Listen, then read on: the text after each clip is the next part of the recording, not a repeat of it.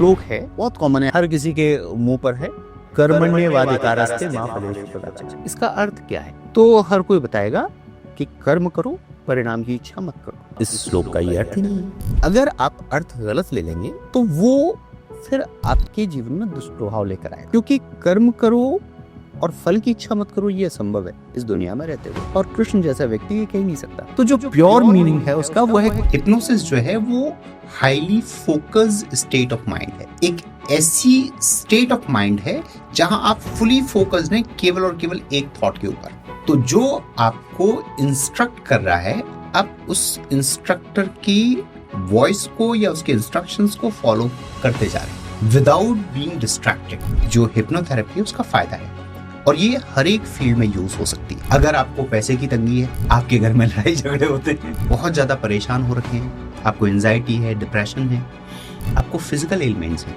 यहाँ तक कि इनक्यूरेबल डिजीजेस हैं। इस दुनिया के अंदर 20% लोग ऐसे हैं जो हाईली हिप्नोटाइजेबल हैं। वाकई में आप चुटकी बजाएंगे और वो ट्रांस में चले जाएंगे। इसका मतलब ये है कि वो 20% लोग ऐसे हैं जो बिल्कुल तैयार बैठे हैं कि भाई हमें हिप्नोटाइज करो।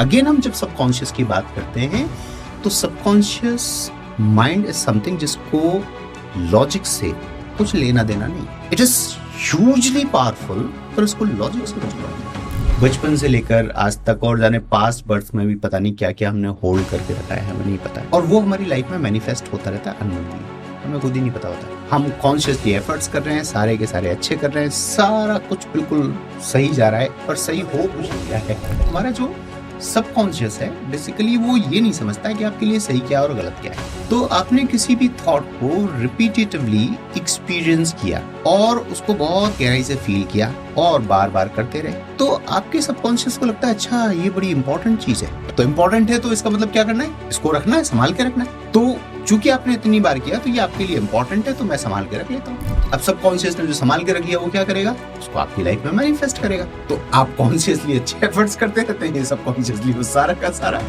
पुश करता रहता है। जो कुछ भी आप नकारात्मक सुनेंगे, महसूस करेंगे और रिपीटेटिवली करेंगे, सबकॉन्शियस को ये लगता है ये इंपॉर्टेंट है, उसको इससे कोई फर्क नहीं पड़ता कि वो आपके लिए अच्छा है या बुरा है। ऊपर वाले ने जो आपको इतनी ब्यूटीफुल गिफ्ट दी है, दुनिया की सबसे पावरफुल मशीन जिसके दम पर आप पूरी दुनिया जीत सकते हैं, उसको स्पॉइल क्यों करना? So it's your responsibility to keep that beautiful gift healthy.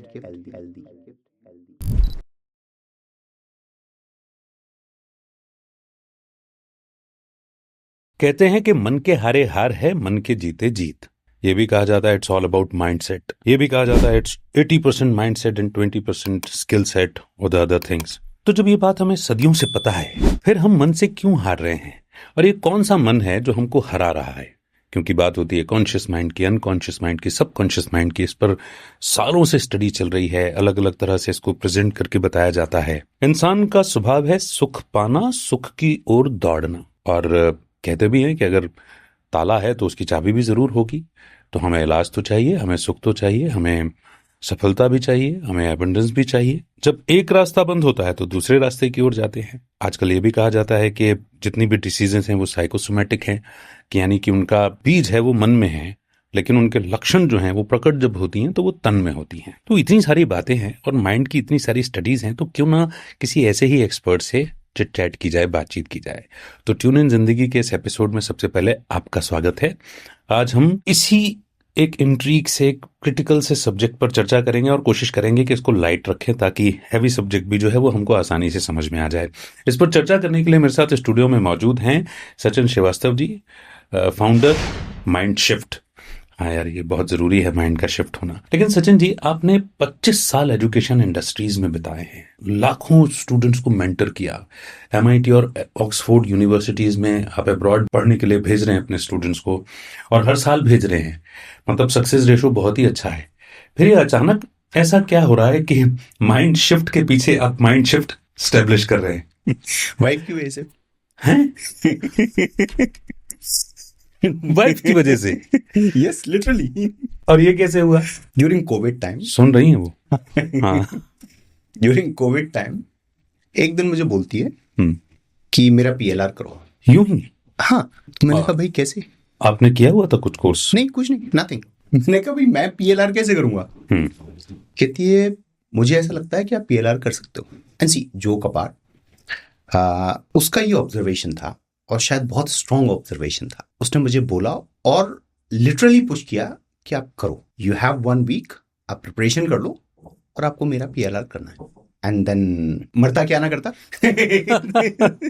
जी। मैंने थोड़ी सी प्रिपरेशन की, लिटरेचर रिव्यू किया, थोड़ा बहुत गूगलिंग किया और मैंने उसका पीएलआर किया। थोड़ा सा सुनने में स्ट्रेंज लग रहा होगा, लेकिन हाँ इसके पीछे एक बैकग्राउंड है, मेरा खुद का बैकग्राउंड है कि मेरा साइकोलॉजी में शायद बचपन से ही इंटरेस्ट था। और साइकोलॉजी ऐसी चीज़ नहीं है जिसको आप किताबों से पढ़ें, Right. ये रियल लाइफ थिंग है जिसको आप ऑब्जर्व करके और सीखते हैं। तो मैंने काफ़ी सारा उसमें ऑब्जर्वेशन था, मैंने पढ़ा था, बच्चों के साथ इतने टाइम का इंटरेक्शन था, लगभग 1-1.5 लाख बच्चों को मैं गाइड कर चुका हूँ, मेंटर कर चुका हूँ। तो वो ये सारा का सारा जो था उसने मुझे हेल्प किया। Okay. Yes, it help me a lot. बस मैंने किया, 7 दिन के बाद उसका पहला पीएलआर किया and fortunately it was successful. और ये आपने सिर्फ 7 दिन की प्रिपरेशन में विदाउट डूइंग एनी कोर्स, सिर्फ लिटरेचर पढ़ के, गूगल करके, कुछ वीडियोस देख के ये इस तरह से किया? यस, पर वो एक्चुअल में अमित ये 7 डेज लग रहा है, पर मुझे ये नहीं लगता कि वो 7 डेज की वजह से हुआ। आपने बताया कि वो साइकोलॉजी में आपका इंटरेस्ट Exactly. और आपके एक्सपीरियंस। एग्जैक्टली वो सारी चीजें कहीं ना कहीं साथ में चल रही थी और इसीलिए मेरी वाइफ का जो ऑब्जर्वेशन, मैं कहूँगा बहुत स्ट्रॉन्ग ऑब्जर्वेशन था उसका, इसीलिए उसने मुझे बोला और जब वो किया इट वाज हाईली सक्सेसफुल। हर सफल आदमी के पीछे एक औरत होती है है और उसके पीछे होती है उसकी माँ बेलन लिए हुए। तो ये उनका माइंड शिफ्ट हुआ, उन्होंने आपका माइंड शिफ्ट किया और अब आप सभी का माइंड शिफ्ट कर रहे हैं टुवर्ड सक्सेस। Very nice. बड़ी इंटरेस्टिंग स्टोरी है और अनबिलीवेबल लगती है। बट उस पीएलआर का रिजल्ट क्या रहा? उस पीएलआर में हुआ ये था कि उसको बैक में एक बहुत तीखा पेन होता था और वो ऐसा पेन होता था कि वो बेड रिडन हो जाती थी। मतलब ऐसा लगता था, वो कहती थी मेरी हड्डी क्रैक हो रही है, इस तरीके का पेन है। I don't know how she figured it out कि ये मेरे कहीं पास बर्थ से आ रहा है, ये अभी का नहीं है, क्योंकि हम लोगों ने सारी टेस्ट वगैरह करवाए थे, उनमें इट वाज नॉर्मल। तो जब वो पीएलआर किया, उसको पास्ट बर्थ में लेकर गए, तो वहां पर she was a warrior. Okay. और उसको एक पीछे से तलवार लगा था, तो जब उसको तलवार लगा और उसने वो शरीर छोड़ा तो सोल ने वो होल्ड कर लिया उस पेन को। और वो पेन कब ट्रिगर होता है कोई नहीं जानता, इस बर्थ में या नेक्स्ट बर्थ में या उसकी बर्थ में। तो इस बर्थ में उसको वो ट्रिगर हुआ किसी वजह से, और जब हमने उसको वहां रिलीज करवा दिया, उसके बाद से लेकर आज तक, सो आप सोच सकते हैं कोविड के टाइम से लेकर दिस 2025 एंड में हम बैठे हुए हैं, आज तक उसको वो पेन दोबारा नहीं हुआ। वाओ, 5 साल। यस। उसके बाद आप इस स्टडी की ओर बढ़े और आज आप एक सर्टिफाइड क्लिनिकल हिप्नोथेरेपिस्ट हैं। अगेन वाइफ की वजह से। अच्छा, मुझे ये बताइए, जैसे ही मैंने आपसे सवाल ये किया, बार बार बोलना पड़ेगा क्योंकि वो सुन रही है। आप क्रेडिट दे रहे हैं। आप क्रेडिट दे रहे हैं। तो मुझे ये बताइए, जैसे मैंने आपसे ये सवाल पूछा कि माइंड शिफ्ट कैसे हुआ, तो आपने पीएलआर का जिक्र किया और आप एक सर्टिफाइड क्लिनिकल हिप्नोथेरेपिस्ट हैं। तो ये पीएलआर, क्लिनिकल हिप्नोथेरेपी, और हिप्नोथेरेपी से तो आप जानते ही हैं वो हिप्नोटिज्म को कैसे प्रेजेंट किया गया है हमारे यहाँ। राइट। वो पेंडुलम कहाँ है आपका वैसे? कब आप चुटकी बजाएंगे, कब मेरी गर्दन ऐसे लुढ़केगी? क्या वैसे वाकई ऐसा होता है? सी जो हम जिस तरीके से मूवीज में देखते हैं या कहीं भी देखते हैं, उसमें उसको जिस तरीके से शो किया जाता है वो दैट्स डिफरेंट थिंग। और हिप्नोसिस एक ऐसा सब्जेक्ट है जो शायद लाखों लोगों की जिंदगी को बदल सकता है। इट्स नॉट जस्ट लाइक कि आपने चुटकी बजाई और कोई एकदम से हिप्नोटाइज हो गया फिर आप उससे कुछ भी करवा लें। हिप्नोसिस एक ऐसी प्रोसेस है जिसमें जो भी इंडिविजुअल जो हिप्नोटाइज हो रहा है वो अपनी एक कंसेंट देता है, और वो कंसेंट एक्सप्लिसिट हो सकती है, इम्प्लिसिट हो सकती है, बट वो कंसेंट मैंडेटरी है। मतलब ये है कि अगर मैं नहीं चाहूंगा तो आप दुनिया के कितने भी बड़े हिप्नोटिस्ट बने रहें, आप मुझे हिप्नोटाइज नहीं कर सकते। ये मुझे कहना चाहिए ना। क्योंकि आप तो हिप्नोथेरेपिस्ट हैं। मतलब डेव एलमन एक बहुत बड़े हिप्नोथेरेपिस्ट रहे, काफी बड़ा नाम है, probably one of the biggest hypnotherapist of all time. Dave Elman कहते हैं बहुत ही क्लियरली कि आप इस भ्रम में मत रहना कि आप किसी को हिप्नोटाइज करते हैं। ओके। यस। सामने वाला जैसा आपने कहा कि Yes. कंसेंट देता है, वो होना चाहता है या नहीं। तो वो हो रहा है। यस, एक हिप्नोथेरेपिस्ट हिप्नोटाइज नहीं कर रहा, बिल्कुल नहीं। ये तो बहुत बड़ी बात कह दी उन्होंने। यस, तो फिर हिप्नोथेरेपिस्ट की वैल्यू क्या रही?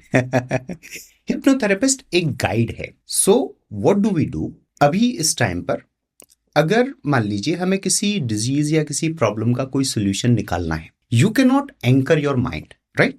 सो मैं एक फैसिलिटेटर हूं। आप मुझे बोलेंगे कि मुझे आप ट्रांस में ले जाइए और वो इंस्ट्रक्शंस दीजिए जिससे ये प्रॉब्लम रिजॉल्व हो जाए, राइट? सो आपने मुझे वो अथॉरिटी दी, आपने मेरे ऊपर वो ट्रस्ट किया, अब मैं आपको एंकर करूंगा। First thing. The second thing is still you have complete power. आप कितने भी गहरे ट्रांस में क्यों ना हो, आपके पास पूरी पावर होती है कि जब आपको लगता है कि सामने वाला इंस्ट्रक्शन सही नहीं दे रहा है, कोई भी चीज गलत है, तो आप या तो ट्रांस से बाहर निकल सकते हैं या उस सेशन को इग्नोर कर सकते हैं। डेव एलमन हिमसेल्फ 100 से ज्यादा लोगों पर एक्सपेरिमेंट्स किए और वो कहते हैं कि हमने नोइंगली ये करने की कोशिश की, उनके जो भी सेट नॉर्म्स थे, प्रिंसिपल्स थे, उनके अगेंस्ट कुछ दिया या कुछ गलत दिया तो वो ट्रांस से बाहर आ गया इंडिविजुअल, या फिर उसने वहां इग्नोर कर दिया, एक्सेप्ट ही नहीं किया सेशन। इसका मतलब ये हुआ कि ये एक प्रोसेस है, ये एक गाइडेंस है, ये सही विद्या है और सही विद्या को सही तरीके से इस्तेमाल किया जाएगा तो ही वो काम में आएगी। यस। और अगर आपने विद्या का गलत इस्तेमाल करने की कोशिश की तो आपकी विद्या विफल हो जाएगी, यस, फेल हो जाएगी। यस, क्योंकि सी हिप्नोसिस के बारे में बहुत सारे मिथ फैले हुए हैं। लोगों को ऐसा लगता है कि कोई भी आपको हिप्नोटाइज कर लेगा, फिर कुछ भी करवा लेगा। नहीं, मैं आपसे पूछना भी चाहूंगा और क्लियरली पूछना चाहूंगा, मेरा नहीं कईयों का सवाल होगा। कहीं तो आग लगी होगी तो धुआं उठा है, तो आपको केवल फिल्मों की बात नहीं है, पुराने उपन्यासों में उसका जिक्र आता है। हम माइथो में जाते हैं तो शायद कहीं भी उसका भी तभी उसका जिक्र आ जाता है। हमारे यहाँ वशीकरण बोलते ही हैं। बुक्स मिला नहीं करती थी तो उसमें लिखा होता था हिप्नोटिज्म सीखें और किसी को भी वश में करें। बड़ा मन हुआ करता था कि उस पुस्तक को ले लिया जाए, पर उम्र छोटी थी तो मैंने लिया नहीं। पर मैं आपसे जानना चाहूंगा कि कहीं तो आग लगी होगी तो धुआं उठा है, तो वो पेंडुलम वाली टेक्निक्स दिखाई जाती हैं और चुटकी बजाते हैं और यूं गर्दन लुढ़क गई और व्यक्ति वशीभूत हो गया। सी वो कुछ तो होगा। हाँ, नहीं वो टेक्निक्स सारी हैं। पेंडुलम के थ्रू आप किसी को ट्रांस में ले जा सकते हैं, आप चुटकी बजा के ट्रांस में ले जा सकते हैं, बट अगेन आप जब ले जा रहे हैं तब उसकी कंसेंट है, पहली चीज है ना।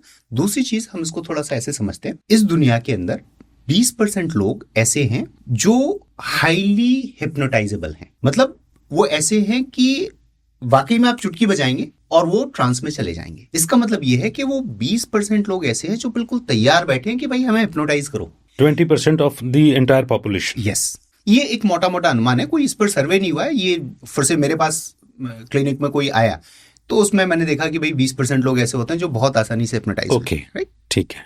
Case yes, observation. हाँ, बट ये ग्लोबली इट इज बिलीव्ड। जी। अराउंड 60% जो होते हैं वो हम और आप जैसे लोग होते हैं जो उतने आसानी से हिप्नोटाइज नहीं होते, ठीक है, बट हम हिप्नोटाइजेबल हैं।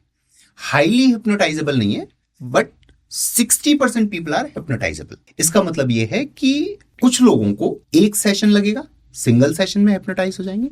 कुछ लोग 2 या 3 सेशंस ले सकते हैं ट्रांस में जाने के लिए। कुछ लोग लाइट ट्रांस में जाएंगे, कुछ लोग हैवी ट्रांस में जाएंगे। So it is just a kind of mixture. तो अगर आप देखें तो इन टोटल 80% लोग ऐसे हैं जो हिप्नोटाइजेबल हैं।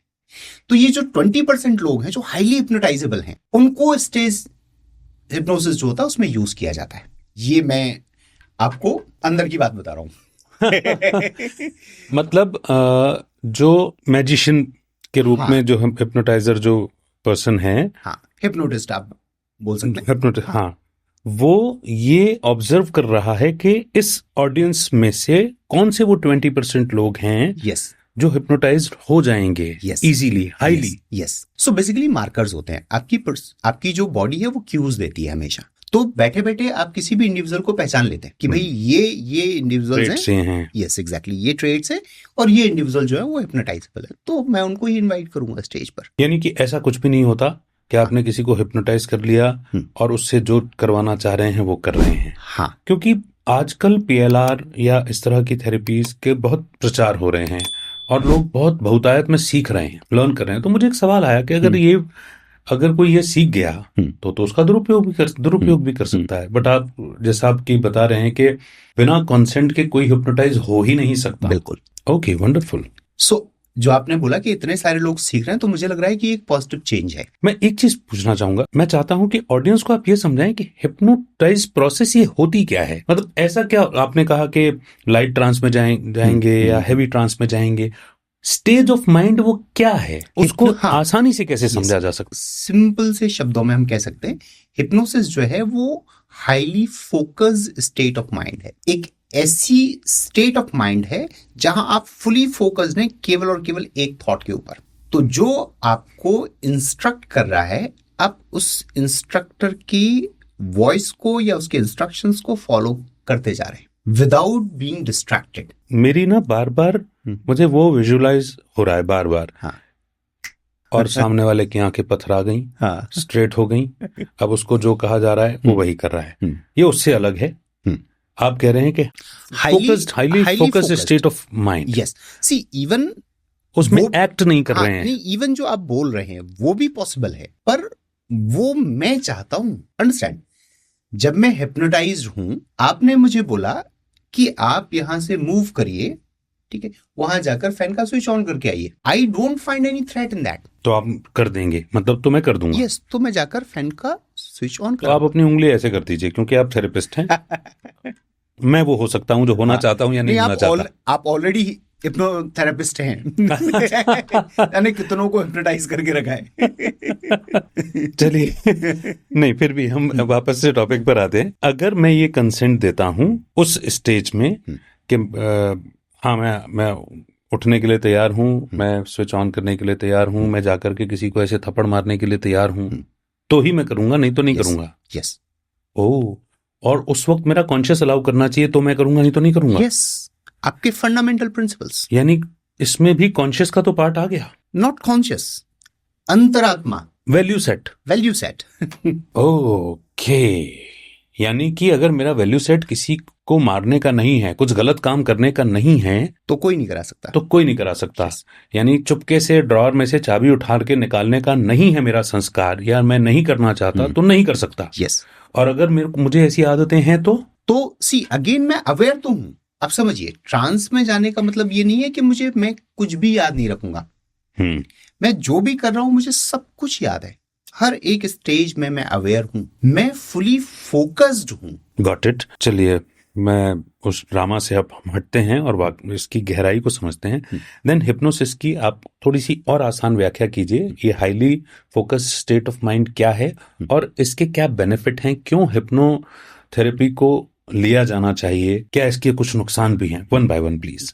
सबसे पहले फायदे की बात करते हैं कि इसका यूज क्या होता है। तो जो अभी हमने जहां से इस अपनी टॉक को स्टार्ट किया था, कॉन्शियस और सबकॉन्शियस से, अब देखेंगे कि हम लाइफ में कॉन्शियस और सबकॉन्शियस की बहुत बात कर रहे हैं। इतना लिटरेचर है, इतने स्पीकर्स हैं, इतना सब कुछ है, और आपने खुद ही क्वेश्चन किया था कि डिस्पाइट ऑल दैट ऐसा क्यों है कि हम वो सब नहीं कर पा रहे हैं। तो मैं आपसे एक क्वेश्चन करता हूं, है ना, कि आपको बाइक चलाना नहीं आता है और मैंने आपको एक मैनुअल दिया 2000 सीसी की बाइक का, suppose fully automatic, gears, this that, बहुत हाईली सोफिस्टिकेटेड बाइक, उसका मैनुअल दिया, उसमें उसका पूरा का पूरा बाइक का सारा डिस्क्रिप्शन है, आपने सारा कुछ समझ लिया है ना, उसके मैकेनिकल्स भी समझ डाले इस लेवल तक कि आप इंजीनियर बन जाएं। एट द सेम टाइम आपने डायनेमिक्स समझ लिया और ये भी समझ लिया कि भाई इसको स्टार्ट कैसे करना है, गियर कैसे करना है, क्लच दबानी है, एक्सेलरेट करना है, और आपने उस पूरे के पूरे मैनुअल और मॉड्यूल को 1000 बार पढ़ लिया,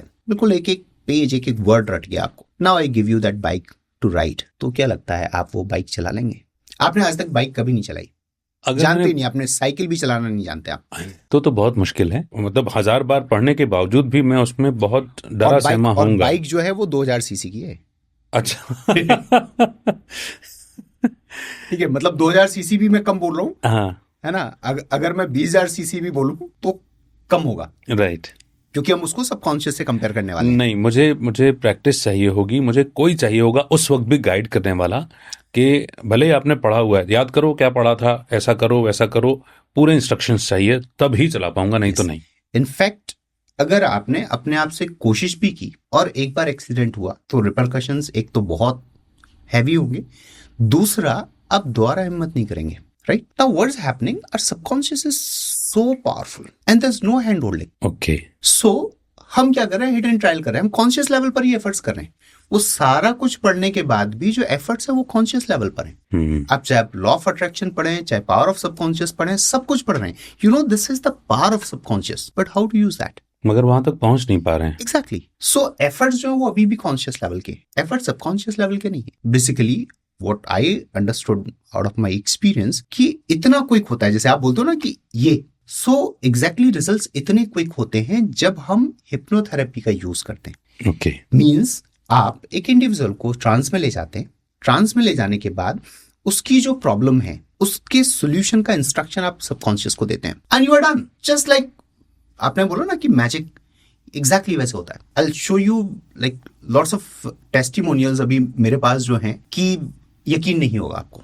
ये जो हिप्नोथेरेपी है उसका फायदा है और ये हर एक फील्ड में यूज हो सकती है।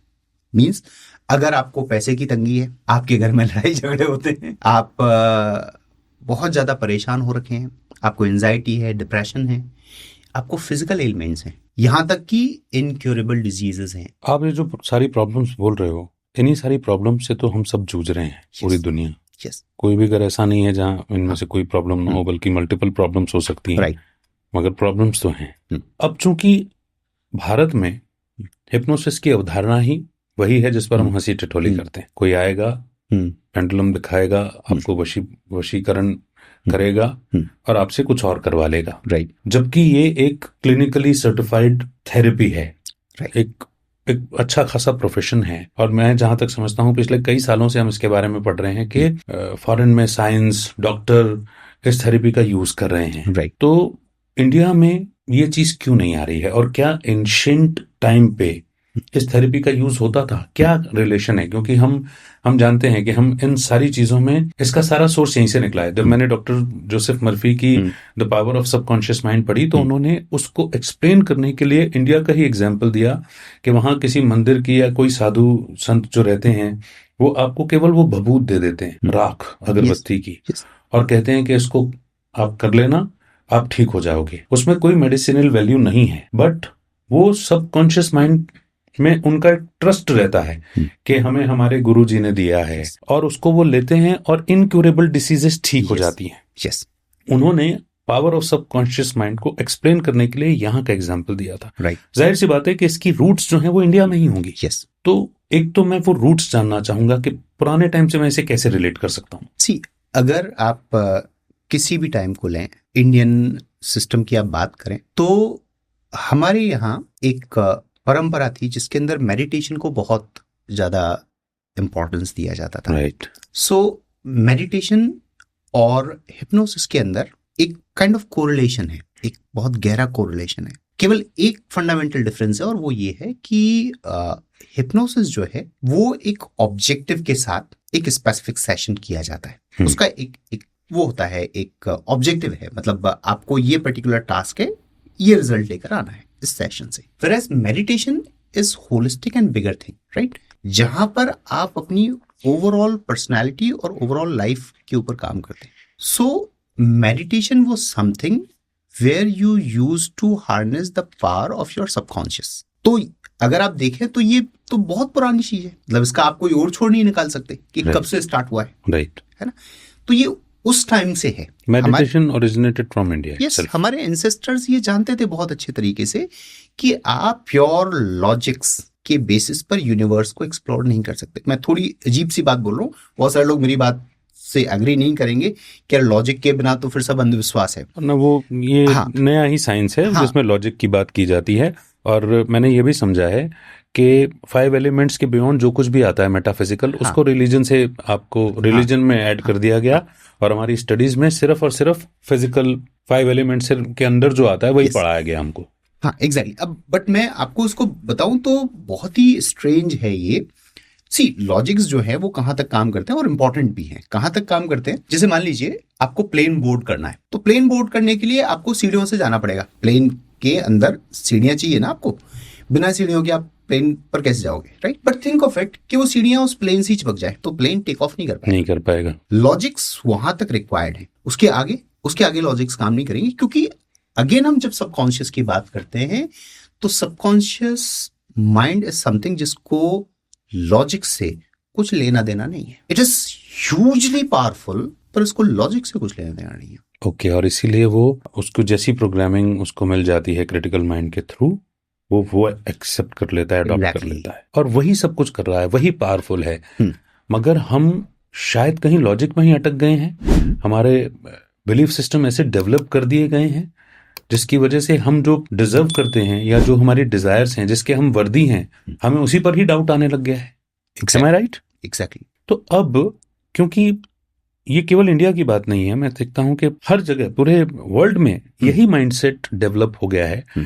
आप जो माइंड शिफ्ट कर रहे हैं उसके पहले ऑलरेडी बहुत बड़ा शिफ्ट हो चुका है. लोग इस शिफ्ट में जी रहे हैं.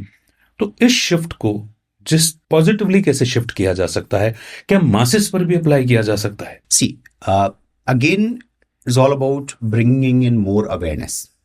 जैसे अभी आपने थोड़ी देर पहले बोला था कि बहुत सारे लोग ऐसे हैं जो अब इस तरीके के कोर्सेज कर रहे हैं और वो कर रहे हैं. It's a positive change. भाई अगर मेरे जैसे 100 लोग और खड़े हो जाते, तो अगर मैं 100 लोगों को एजुकेट कर रहा था, वो 100 लोग अगले 100 लोगों को और एजुकेट करेंगे, है ना. So it's a positive shift. पहली चीज ये है.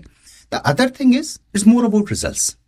यू नो, अगर आप लॉजिक्स की बात कर रहे हैं, so it's more about results. Like we are able to bring phenomenal results. आप यकीन नहीं करेंगे, मैं एक एग्जांपल आपके साथ शेयर करता हूँ. ठीक है.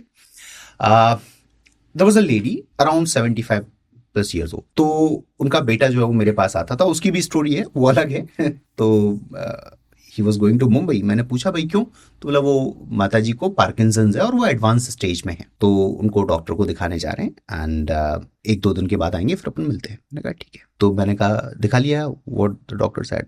ही वॉज वेरी सैड कि डॉक्टर ने तो बोल दिया कि सर एडवांस स्टेज में तो कुछ होता ही नहीं है पार्किंसंस में, अब तो आप इनकी सेवा करिए, 75 साल के हैं. अब मैं उनकी स्टेज बताता हूँ कि एग्जैक्टली उनकी सिचुएशन क्या थी. तो मैंने उनको बोला कि आप एक बार लेकर आइए, अपन उनका एक सेशन करेंगे. तो जब वो आई मेरे पास, तो उनकी जो सिचुएशन थी वो ये कि वो ऐसे सीधे नहीं बैठ सकते. मतलब बैठने के बाद वो ऐसे ऐसे ऐसे ऐसे और वो बिल्कुल पूरा इधर हो जाएंगे, तो उनको संभाल के रखेगा कोई.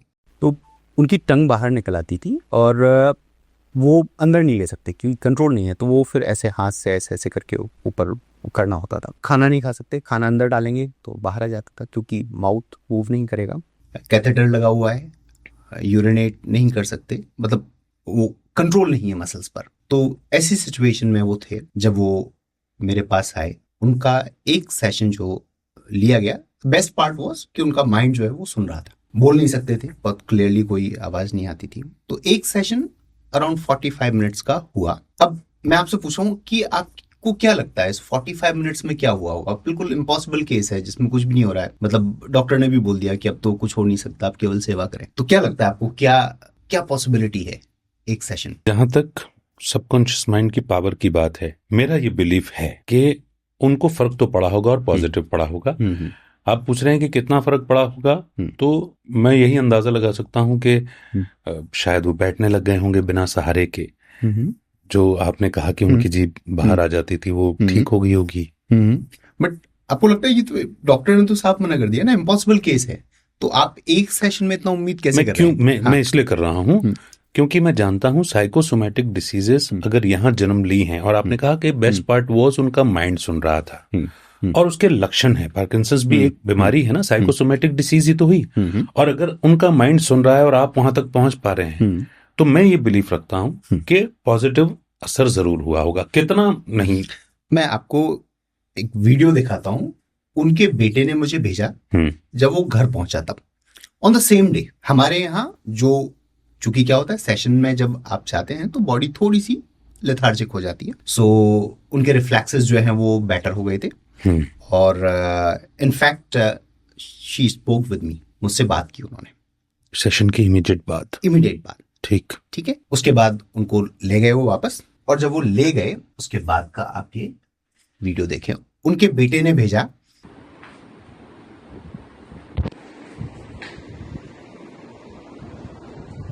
ये तो वॉक कर रहे हैं. ओह गॉड, इनके लिए डॉक्टर ने कहा कुछ नहीं हो सकता है, सेवा करो, और ये वॉक कर रहे हैं. यस. आप आगे वाला वीडियो देखिए.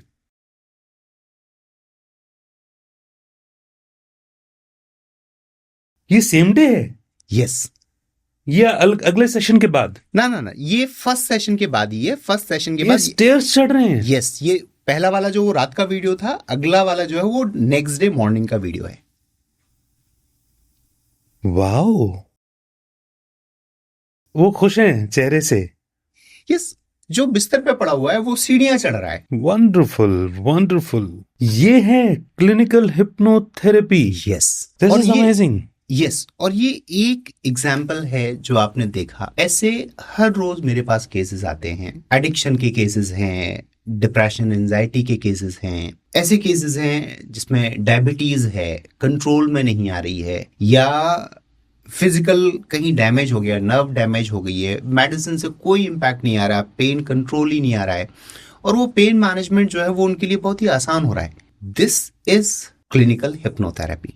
This is the power of your subconscious, जो आप किताबों में पढ़ रहे थे, और उसको हार्नेस करती है हिप्नोथेरेपी। आपने जो एग्जांपल्स बताए वो साइकोसोमैटिक डिसीजेस को क्योर करने के, पेन को क्योर करने के, मैनेज करने के बताए हैं। आपने स्टूडेंट्स के साथ में बहुत डील किया। आई एम डैम श्योर कि स्टूडेंट्स के साथ में भी आपके कुछ ना कुछ ऐसे केस स्टडीज रहे होंगे। एक आध शेयर कीजिए प्लीज, जो मिरेकुलस हो। हाँ, स्टूडेंट के साथ में अभी रिसेंटली मेरे पास एक केस आया था बच्चे का। वो सुसाइडल टेंडेंसी उसकी डेवलप हो गई थी अनफॉर्चुनेटली। मतलब देयर वर सम इंसिडेंट्स, और फॉर्चुनेटली उसके फादर ने मुझे कॉल किया और वो वहां लेकर आए immediately. Kid was there in Bengaluru, but वो हाँ उसको मेरे पास लेकर आए, and just within 2 sessions, you won't believe, वो उस डिप्रेसिंग सिचुएशन से तो बाहर आ गई। 3 दिन के बाद उस बच्चे ने मुझे बोला कि सर मुझे ऐसा लग रहा है कि मेरा मैच्योरिटी का लेवल बढ़ गया है, और कोई मेडिसिन नहीं, नथिंग। और वो ऐसी सिचुएशन में थी कि जिसको अगर आप काउंसलिंग भी करते ना, 2 महीने तक भी करते, तो उतना नॉर्मल वो बच्चा नहीं आ पाता। कितना पावरफुल है, आपका टाइम सेविंग है, और इमीडिएट यस, आपको उसके रिजल्ट्स देखने को मिल रहे हैं। यस। सेशंस में कितना टाइम लगता है? एक सेशन डिपेंड करता है, हर उसमें अलग अलग होता है, but minimum 45 minutes, minimum 45 minutes to 1.5 hour. क्या ये सिर्फ थेरेपिस्ट की हेल्प से ही हो सकता है? क्या कोई सेल्फ हिप्नोसिस जैसी भी चीज होती है? Yes, see hypnosis is a kind of specialised thing. तो फिर से जैसे आप जब बीमार होते हैं तो आप डॉक्टर के पास जाते हैं और डॉक्टर से हेल्प लेते हैं, है ना। सेल्फ मेडिकेशन भी करते हैं बहुत सारे लोग, but self medication certain cases में डेंजरस हो सकता है। हिप्नोसिस के साथ ऐसा नहीं है। बेसिकली हिप्नोसिस की अगर मैं देखूं तो इसके कोई साइड इफेक्ट्स नहीं है। हाँ, कुछ एक लिमिटेशंस हो सकती है सेल्फ हिप्नोसिस में। सेल्फ हिप्नोसिस आप कर सकते हैं, मतलब अगर आप चाहें तो रोज अपने आप को पॉजिटिव अफर्मेशन दे सकते हैं। मैं उन अफर्मेशंस की बात नहीं कर रहा हूं जो हम इन जनरल बात कर रहे हैं। आप ट्रांस में जाकर अपने आप को पॉजिटिव अफर्मेशंस दे सकते हैं। आपने पहले भी जिक्र किया लाइट ट्रांस, हैवी ट्रांस। चूंकि जो आप बात कर रहे हैं मैं उसको अभी रिलेट करूंगा, क्योंकि आपने कहा कि मेडिटेशन हमारे यहाँ शुरू से सिखाया जाता है। मेडिटेशन इज होलसमनेस, एंड ये स्पेसिफिक ऑब्जेक्टिव के साथ में आप करते हैं। तो ट्रांस क्या है, सबसे पहले तो ये समझाइए, उसको कैसे समझेंगे? So trance basically hypnosis, you can say कि वो एक प्रोसेस है जिसको हम फॉलो करते हैं। और ट्रांस जो है वो स्टेट ऑफ माइंड है। जैसे अगर हम माइंड की बात करें तो माइंड की अलग अलग स्टेजेस हैं, अल्फा, बीटा, डेल्टा। सो ये स्टेजेस हैं। ट्रांस है आपकी बहुत फोकस्ड एंड रिलैक्स्ड स्टेट, एक ऐसी स्टेट जहां पर आपका सबकॉन्शियस सुनने के लिए तैयार है, जहां आपके क्रिटिकल बैरियर्स जो है वो आड़े नहीं आ रहे। That state is known as trance. आपने कहा बहुत focused and relax state, yes, right. मैं अभी तक जो हमने ट्रांस समझा है वो शायद हम उसको स्पिरिचुअलिटी के तरीके से ही समझते आए, और हम ये समझते आए हैं कि ट्रांस में आपका सोल वो ट्रैवल करता है one place to another place. Time travel कहें या किसी दूसरे ही वर्ल्ड में जाना, उसको इस तरह से डिपिक्ट किया गया है। क्या वो सही है? सी, मैं क्लिनिकल हिप्नोसिस में डील करता हूं, तो मैं एक साइंटिफिक लेवल पर ही बात करूंगा। और जो हिप्नोसिस के अंदर जो ट्रांस है उसका जो मीनिंग है वो बहुत क्लियर है कि आप very focused and relax state of mind, जहां पर क्रिटिकल बैरियर आपके आड़े नहीं आ रहे हैं Exactly. किसी भी कम्युनिकेशन को एक्सेप्ट Yes. करने के लिए। Yes. और स्पिरिचुअलिटी में कुछ अलग कहा जाता है। Spirituality can have different meanings okay, for same. जैसे आप ये कह रहे हैं कि क्रिटिकल बैरियर नहीं आ रहे और ट्रांस की स्टेज में सबकॉन्शियस माइंड कम्युनिकेशन लेने के लिए तैयार है। मुझे एक बहुत ही, आप कह सकते हैं कि नेगेटिव क्वेश्चन है, क्योंकि जब मैं देखता हूं कि बहुत सारे लोग किसी प्रोफेशन में आते हैं तो कहीं ना कहीं उसके मिसयूज के भी होने के भी चांसेस हो जाते हैं। तो क्या कोई थेरेपिस्ट वहां पर मिसयूज कर सकता है? सी अगेन, मैंने आपको बताया उसको मिसयूज इसलिए नहीं किया जा सकता कि मेरे जो सेट ऑफ बिलीव्स हैं, ओह यस, आपने उनके अगेंस्ट अगर कि आप कुछ भी वेल करेंगे मैन तो पहले ही कह चुके हैं कि exactly. ये इस स्टेज में भी Yes. हम अवेकन हो जाएंगे। Yes, you have complete control. आपका हर टाइम में आपका कंप्लीट कंट्रोल है। हमारी अपनी प्राइवेसी, हमारे अपने सेट ऑफ बिलीफ, वहां तक कोई नहीं टच कर सकता। Yes. यानी कि वो डर भी किसी में नहीं होगा, वो निकल जाता है आपकी इस बात से कि अगर मैं किसी थेरेपिस्ट के पास जाऊंगा तो वो तो जाने क्या क्या पढ़ लेगा मेरे बारे में, और भूलें गलतियां तो सबसे हो रखी है। हाँ, बिल्कुल। वो देखिए, हम इंडियन सोसाइटी से हैं।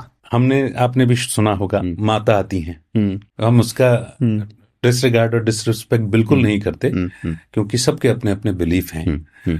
तो लेकिन मैंने देखा है कि वहां जाते हैं ना, जब वो बहुत ही मतलब एक अलग लेवल की एनर्जी होती है, तू नालायक है, इस तरह से मतलब ऐसा बोल दिया जाता है। तो जाहिर सी बात है कई लोग डरते होंगे कि इनके सामने नहीं जाना है, और शायद इसलिए लोग, कई सारे लोग उस बात का विरोध भी करते होंगे। हाँ, प्रेजुडिसेस होते हैं लोगों के, मतलब ऐसा लोगों को लगता है कि शायद मैं माइंड रीड कर लूंगा, पता नहीं अभी सब पता चल जाएगा, फिर कुछ गड़बड़ ना हो जाए, ये किसी को बता दें। तो इसमें दो चीजें मैं आपको बताना चाहूंगा।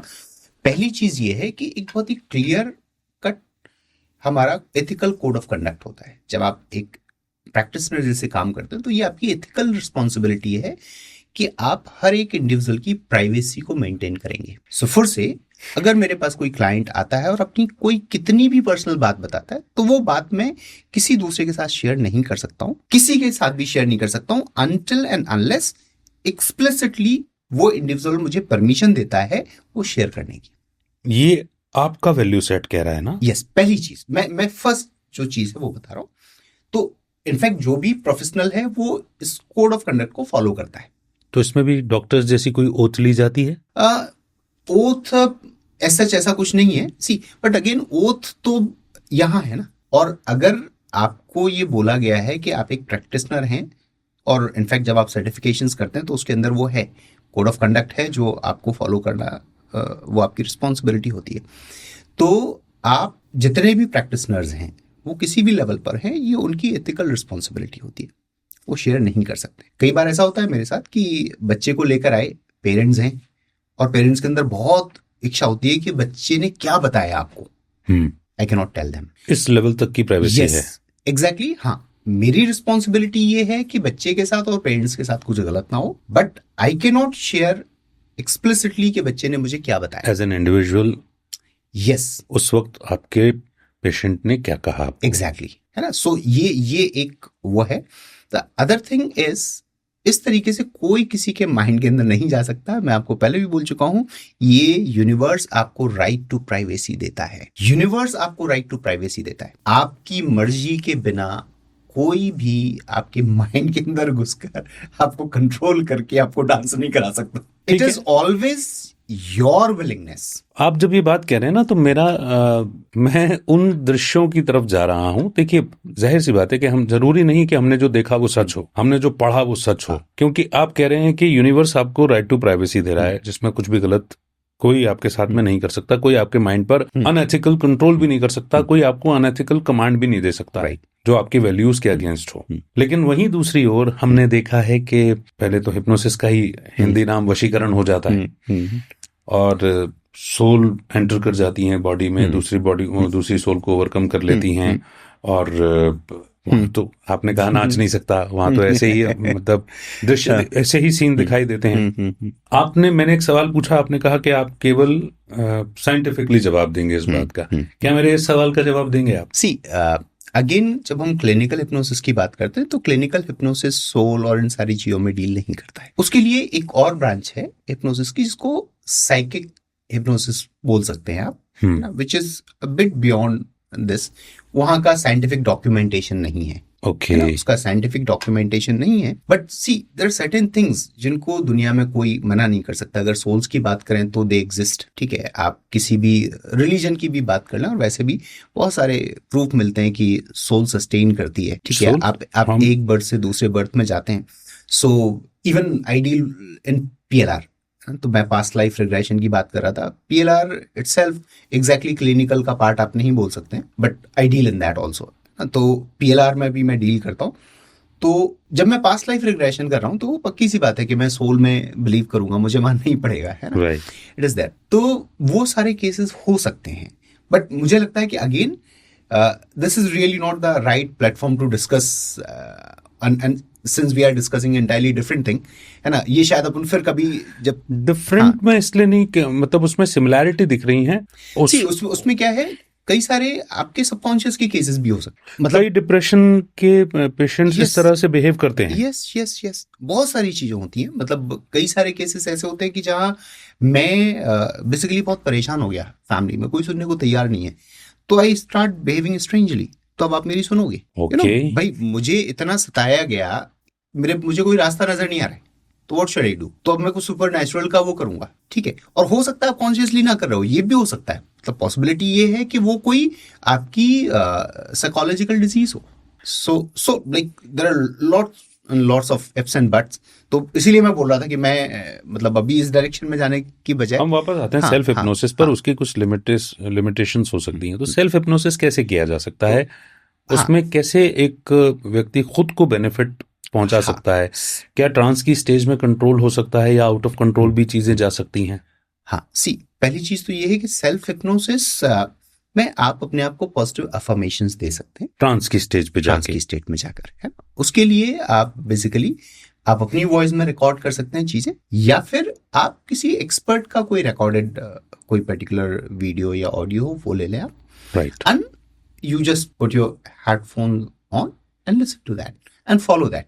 So simple. Positive affirmations के लिए इतना ही sufficient है। ओके, बट ये केस टू केस वेरी करता होगा। जैसे exactly. आपने पार्किंसंस का केस बताया, आपने वो सुसाइडल टेंडेंसी डेवलप जिसने कर ली, उस स्टूडेंट के लिए केस बताया। तो ऐसी कोई कॉमन एफर्मेशन या गाइडेड कमेंट्री भी हो सकती है जो इस पॉडकास्ट को सुनने वालों के लिए बेनिफिशियल हो? यस, तो मैं इसको ऐसे बताऊं कि अगर आपको जुकाम खांसी होता है ना, हाँ, तो आप घर में काढ़ा बना के भी पी लेते हैं, राइट, और आप ठीक हो जाते हैं। लेकिन अगर किसी को हार्ट स्पेसिफिक प्रॉब्लम है या शुगर का कुछ हुआ है, तो फिर उसको डॉक्टर के पास ही जाना पड़ता है, एक्सपर्ट के पास ही जाना पड़ता है। तो जब तक आपके पास कोई स्पेसिफिक कॉम्प्लिकेशंस नहीं है, तब तक आप अपने आप को पॉजिटिव अफर्मेशंस दे सकते हैं, जो कि रिकॉर्डेड मीन से अवेलेबल हो सकती है। लेकिन अगर कहीं आपको कोई स्पेसिफिक कॉम्प्लिकेशंस है, जैसे हमने ये अभी डिस्कशंस किए, उसमें आप ऑटोमेटिक मतलब ऑलरेडी एक ऐसी स्टेट में है जहां आप कॉन्शियसली भी अपने आप को कंट्रोल नहीं कर पा रहे,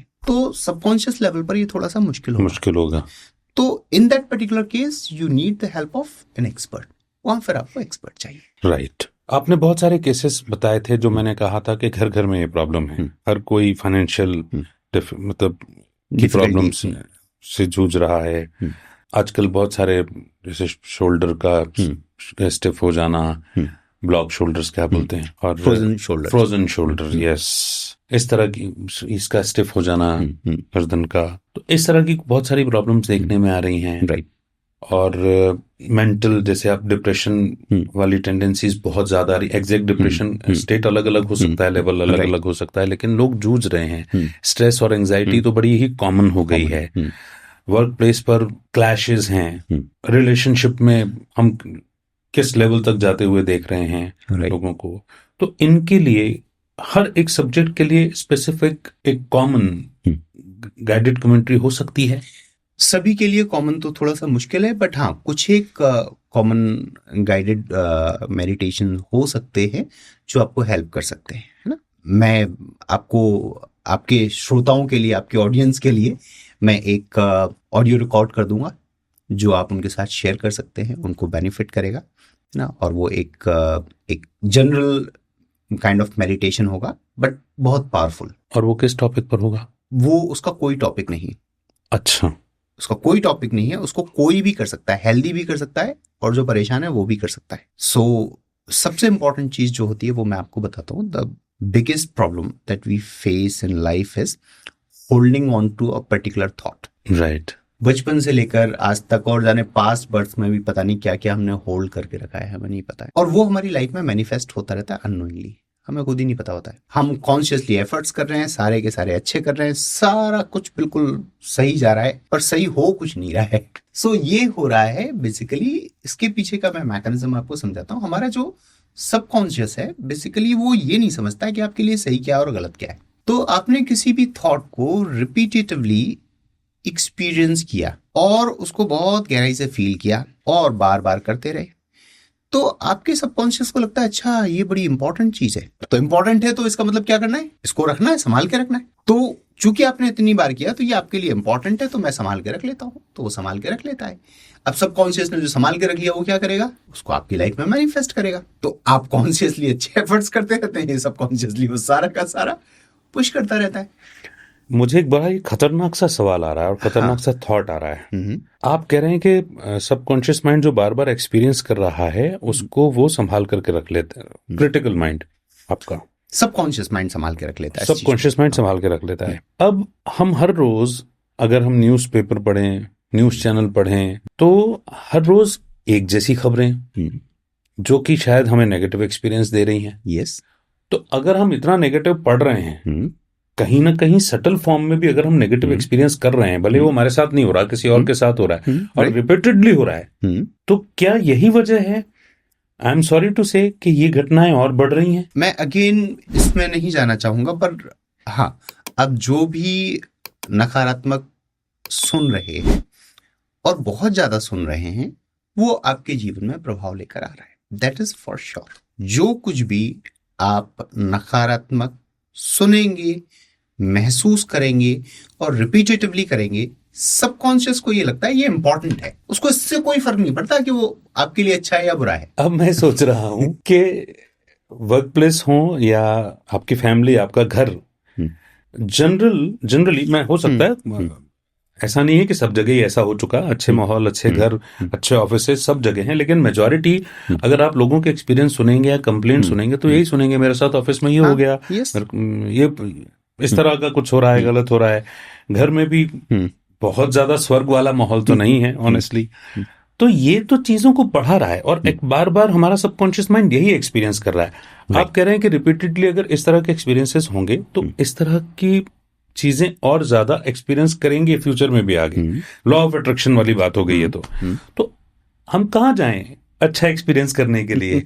और उस जगह पर सेल्फ हिप्नोसिस या अच्छी गाइडेड मेडिटेशन, कमेंट्री या एक थेरेपिस्ट की मदद लेना हमें कितनी देर तक अच्छा फील कराएगा और अच्छा करेगा? Right, exactly. बहुत ही बढ़िया क्वेश्चन है।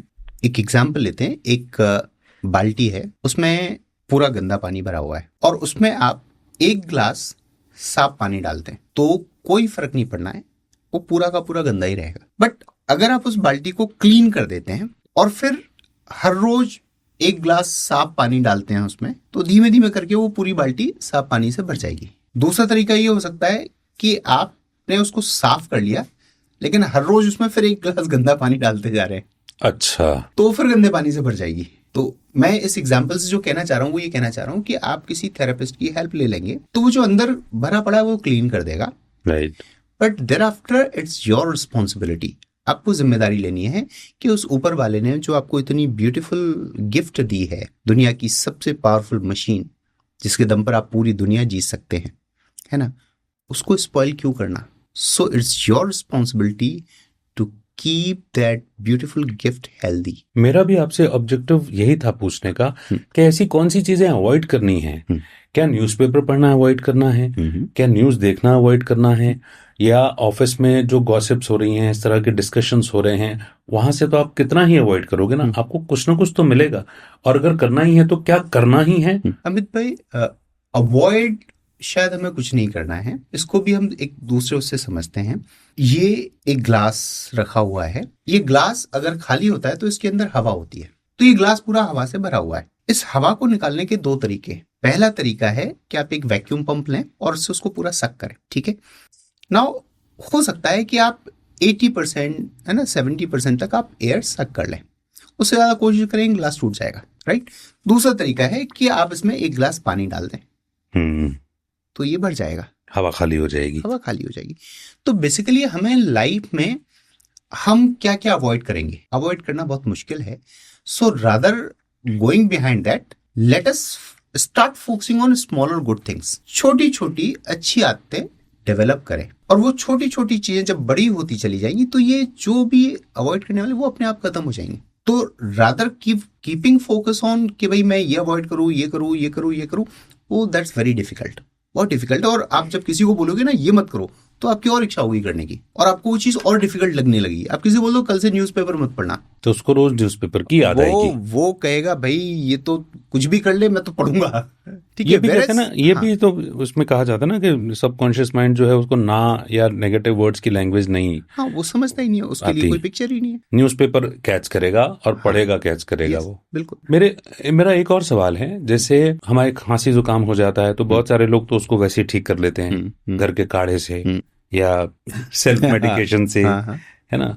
खांसी लगेगी तो थोड़ा तकलीफ में आएंगे, फिर डॉक्टर के पास जाएंगे, राइट, है ना। साइकोसोमेटिक डिसीजेस में वो कौन सी स्टेज होनी चाहिए कि जिसमें मुझे खुद से खुद पर काम कर लेना चाहिए, या करना चाहिए भी कि नहीं करना चाहिए, या कब एक थेरेपिस्ट की मदद लेनी चाहिए? क्या इसके भी सिम्टम्स होते हैं? अमित, इसके लिए एक सिंपल सी चीज है, जैसे अभी आपने खुद ही उसका जवाब दे दिया बेसिकली, कि कुछ लोग तो काढ़े से ठीक कर लेते हैं, कुछ डॉक्टर के पास जाते हैं, डिपेंड करता है आपकी इम्यूनिटी के ऊपर। सेम हियर माइंड के साथ भी ये है, आपको खुद का पता होता है कि कब आपको हेल्प चाहिए, और अगर आपको पता नहीं है तो हमें बेसिकली अपने आसपास के लोगों को भी सेंसिटाइज करना पड़ेगा, ऐसे लोगों के लिए जिनको मेंटल हेल्थ इश्यूज हैं या जो फिजिकल इश्यूज से डील कर रहे हैं, और कब उनको हेल्प की जरूरत है। तो एक कम्युनिटी के लेवल पर भी हमें काम करना पड़ेगा और इंडिविजुअल को भी रिस्पॉन्सिबिलिटी लेनी पड़ेगी, राइट, है ना। तो मुझे ये पता होना चाहिए कि मुझे कब हेल्प चाहिए, है ना, तो वो मैं डिसाइड करूंगा,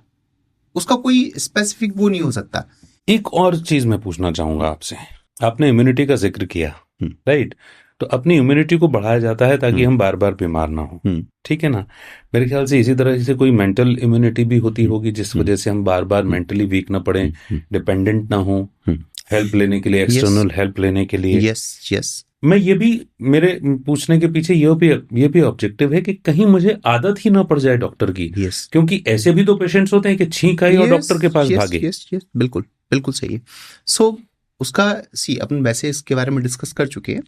पहली चीज ये है कि आप जब जिम्मेदारी लेते हैं तो आप हेल्दी हैबिट्स डेवलप करते हैं। तो healthy habits for your mind, अच्छा पढ़ना, अच्छा सुनना, अच्छा देखना, अच्छा बोलना, सारी चीजें उसमें आई। फिर कुछ एक प्रैक्टिसेस हो सकती है, माइंडफुलनेस की प्रैक्टिस हो गई, मेडिटेशन हो गई। तो ये प्रैक्टिसेस आप अपनी लाइफ के अंदर इनकॉर्पोरेट कर सकते हैं। ये वो सारी चीजें जो आपकी मेंटल इम्यूनिटी को बूस्ट करेंगी। ये सब्जेक्ट चूंकि बड़ा नया सा है ना, इसको आपने जुकाम के ऊपर और तमाम डिसीजेस के ऊपर, कई डिसीजेस के ऊपर बहुत सारे डिस्कशंस पढ़े हैं, आर्टिकल्स पढ़े हैं, लेकिन जब इसकी बात आती है तो इसको समझना थोड़ा मुश्किल हो जाता है कई बार।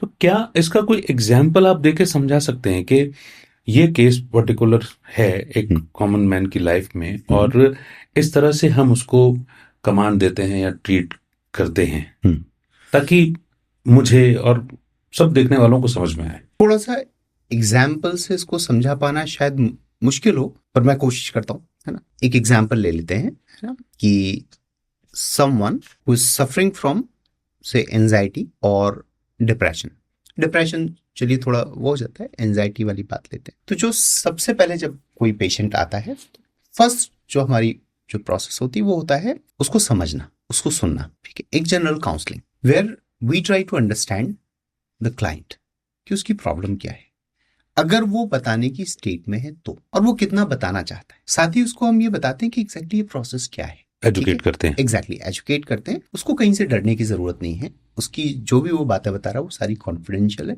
वो केवल हमारे पास तक ही रहेगी। ये उसके अंदर फेथ। उसके बाद जब हमारा सेशन स्टार्ट होता है तो इनिशियल जो स्टेज होती है ना, इसको आप टेक्निकल उसमें अगर कि हम बोले तो इंडक्शन ऑफ ट्रांस और इंडक्शन ऑफ हिप्नोसिस, जिसके अंदर बॉडी को रिलैक्स कराया जाता है और माइंड को फोकस कराया जाता है। तो उसके तरीके बहुत सारे हो सकते हैं, जैसे आपने बताया पेंडुलम। तो पेंडुलम जब हम मूव करते हैं तो उसको उस पेंडुलम पर फोकस करने के लिए बोलते हैं, सो माइंड जो है उसको एक पॉइंट पर फोकस कराना, तो वो एक इंडक्शन की स्टेट होती है। वंस इट इज डन, ठीक है, उसके बाद वो इंडक्शन के साथ धीमे धीमे ट्रांस में उतरता है। जब वो ट्रांस में जाता है तो उसको डीपनर्स दिए जाते हैं। डीपनर्स का मतलब जो ट्रांस की स्टेट है वो और डीप हो, मतलब उसका रिलैक्सेशन और डीप हो जाए, तो रिलैक्सेशन डीप हो जाता है। Once that relaxation is deep, उसकी नर्व्स काम डाउन हो गई। उसके बाद जब आपको क्यूज मिल जाते हैं, बॉडी से क्यूज मिल जाते हैं, तो जब आपको ये पता चल जाता है कि अच्छा अब ये डीप ट्रांस की स्टेट में है, तब आप उसके सबकॉन्शियस को पॉजिटिव सजेशंस देते हैं। ओके, है ना। तो इनिशियली फिर से एक सिंपल सा एग्जांपल, अगर कि वो थोड़ा सा एंजियस फील कर रहा है तो आप उसको एक ब्यूटीफुल गार्डन के अंदर ले जा सकते हैं, इमेजिनेशन के अंदर उसको वो फील करने के लिए। तो उसकी जो सेंसेस है वो काफी हाइटेंड हो जाते हैं उस स्टेट में, तो वो उन्हें फील करता है, एक्सपीरियंस करता है, तो जो एंजाइटी थी वो काम डाउन हो जाती है। राइट। ठीक है, फिर अलग अलग तरीके के इमेजिनेशंस को यूज करके उसकी एंजाइटी को रिलीज किया जाता है। ये एक पर्टिकुलर पार्ट होता है जहां पर पूरा का पूरा ये थेरेपी वाला पार्ट चल रहा है। ठीक है, उसके बाद उसको फिर ट्रांस से बाहर लेकर आते हैं। आप चाहे तो उसके बीच में एंकर भी दिया जाता है, जहां एक ऐसी स्टेट होती है कि वो जब चाहे वापस उसी स्टेट में आ सकता है। Okay. So we provide that kind of anchor also, कि आप 24 आवर्स तो हमारे साथ है नहीं है, आपको कभी भी नीड हुई तो आपने वो एंकर यूज किया और आप वापस उस स्टेट को एक्सपीरियंस कर पाएंगे अपने आप, है ना। तो वो होता है और उससे आपका जो माइंड के अंदर नए न्यूरल पाथवेज जो हैं वो डेवलप होते हैं। साइंटिफिक स्टडीज हैं उसके ऊपर, राइट। ठीक है ना। तो दैट इज डन, और उसके बाद जब वो ट्रांस से बाहर आता है तो उसको फिर डीब्रीफ किया जाता है कि एग्जैक्टली व्हाट हैपेंड, और अब आप कैसा फील कर रहे हैं उसका एक्सपीरियंस लिया जाता है, उसको थोड़ा सा गाइड किया जाता है और आगे के लिए उसको तैयार किया जाता है। Right. So that's how this process. बहुत ही ब्यूटीफुली आपने इसे एक्सप्लेन किया है, और जैसा आपने अपने केसेस के बारे में भी बताया, दो केस स्टडीज बताई, वो भी काफी अच्छी। आपने ये भी कहा था कि अगर कोई अपनी फाइनेंशियल प्रॉब्लम से जूझ रहा है, स्ट्रगल कर रहा है, तो वो भी इसमें रिजॉल्व हो जाता है। यस, आपने हालांकि बताया कि हम में से बहुत सभी लोग ऑलमोस्ट कोई ना कोई थॉट होल्ड करके रख लेते हैं और वही स्टक करके रह जाता है, जैसा आपकी खुद की लाइफ में हुआ कि आपकी वाइफ को एक पेन था जो कि PLR से यस, आपने करेक्ट किया। तो एबंडेंस के लिए, क्योंकि बहुत सारे लोग, majority of us facing financial problems, है ना, वो सबकी लाइफ में स्ट्रगल चल रहा है, राइट। और इतना स्ट्रगल है कि लोग लोन पर लोन लिए चले जा रहे हैं, है ना, लाइफस्टाइल को मेंटेन करने के लिए। तो वो उसके लिए क्या कोई इमीडिएट थेरेपी हो सकती है? Yes, very much possible. इसको कार्ल जंग एक साइकोलॉजिस्ट हुए, उनका इससे लेना देना नहीं है हालांकि, बट बहुत ब्यूटीफुल कॉन्सेप्ट उन्होंने दिया। शैडो वर्क जो होता है वो उनकी थियरी से ही निकला। तो कार्ल जंग ने एक कॉन्सेप्ट दिया, सेल्फ सबोटाज। हम में से ज्यादातर लोग जो फाइनेंशियली स्ट्रगल कर रहे हैं वो सेल्फ सबोटाज कर रहे हैं। मतलब आपने कुछ ऐसे थॉट्स को होल्ड करके रखा हुआ है जो आपकी फाइनेंशियल ग्रोथ को रोक रहे हैं। थोड़ा सा मैं एक्सप्लेन करता हूँ, ये थोड़ा सा मुश्किल होता है। दुनिया में ऐसा कौन है जो पैसा नहीं पाना चाहता है? Right. हर इंसान करोड़पति बनना चाहता है, ठीक है। बट बेसिकली हम कॉन्शियसली जो करना चाह रहे हैं और सबकॉन्शियसली जो करना चाह रहे हैं उनमें बड़ा अंतर है। फिर से मैं बनना करोड़पति चाहता हूं, पर अंदर मेरे एक थॉट पड़ा हुआ है कि यार जो अमीर लोग होते हैं ना वो खून चूस कर ही अमीर बनते हैं, या यार मुझे तो पैसा उतना ही चाहिए जितने में मेरा काम चल जाए। पैसा तो बुराई भी साथ में लाता है, पैसा तो बहुत सारी बुराई लेकर आता है, ठीक है। या फिर दूसरा हो सकता है कि यार पैसा आएगा ना, उसके साथ नई जिम्मेदारी, उसके साथ नए फियर्स, राइट, ठीक है, आपकी नई इनसिक्योरिटीज। ये वो थॉट्स हैं जिनको आपने बहुत डीपली होल्ड किया हुआ है और बहुत लंबे टाइम से होल्ड किया हुआ है। सो एक तरफ ये थॉट्स हैं, दूसरी तरफ आपके एफर्ट्स हैं। वो एफर्ट्स इसलिए फ्रक्टिफाई नहीं हो रहे क्योंकि ये बहुत स्ट्रांगली आपको पकड़े हुए हैं। अगर आप इन थॉट्स को छोड़ दें, you will see immediate changes. I have seen people जिनकी 3-3, 4-4 साल से नौकरियों के लिए भटक रहे थे, एक सेशन के बाद 7 दिन के अंदर नौकरी लग गई। सो आपकी लाइफ में जो कुछ भी हो रहा है वो आपकी चॉइसेस है। आप जानते हो या नहीं nobody जानते knows about that, आप जानते हो या नहीं जानते हो, बट वो आपकी चॉइसेस है। वो and that आपने is why ही it की is है। called I am responsible for whatever is happening. Yes. Generally उसको कर्मा से कनेक्ट कर दिया जाता है, और नो डाउट कर्मा भी रिस्पॉन्सिबल होते ही हैं, लेकिन कहीं ना कहीं जैसे ताला है तो चाबी भी है। शायद ये वो चाबी है जो उस थॉट से अनस्टक कर देगी। यस। मैं बार बार आपसे एक प्रश्न कर रहा हूँ, क्योंकि आपने अपनी पेशेंट का वीडियो दिखाया एक सेशन के बाद, जो अपने दम पर बैठ भी नहीं सकता था, खा भी नहीं सकता था, वो चलने लगा, उठ करके दौड़ने लगा।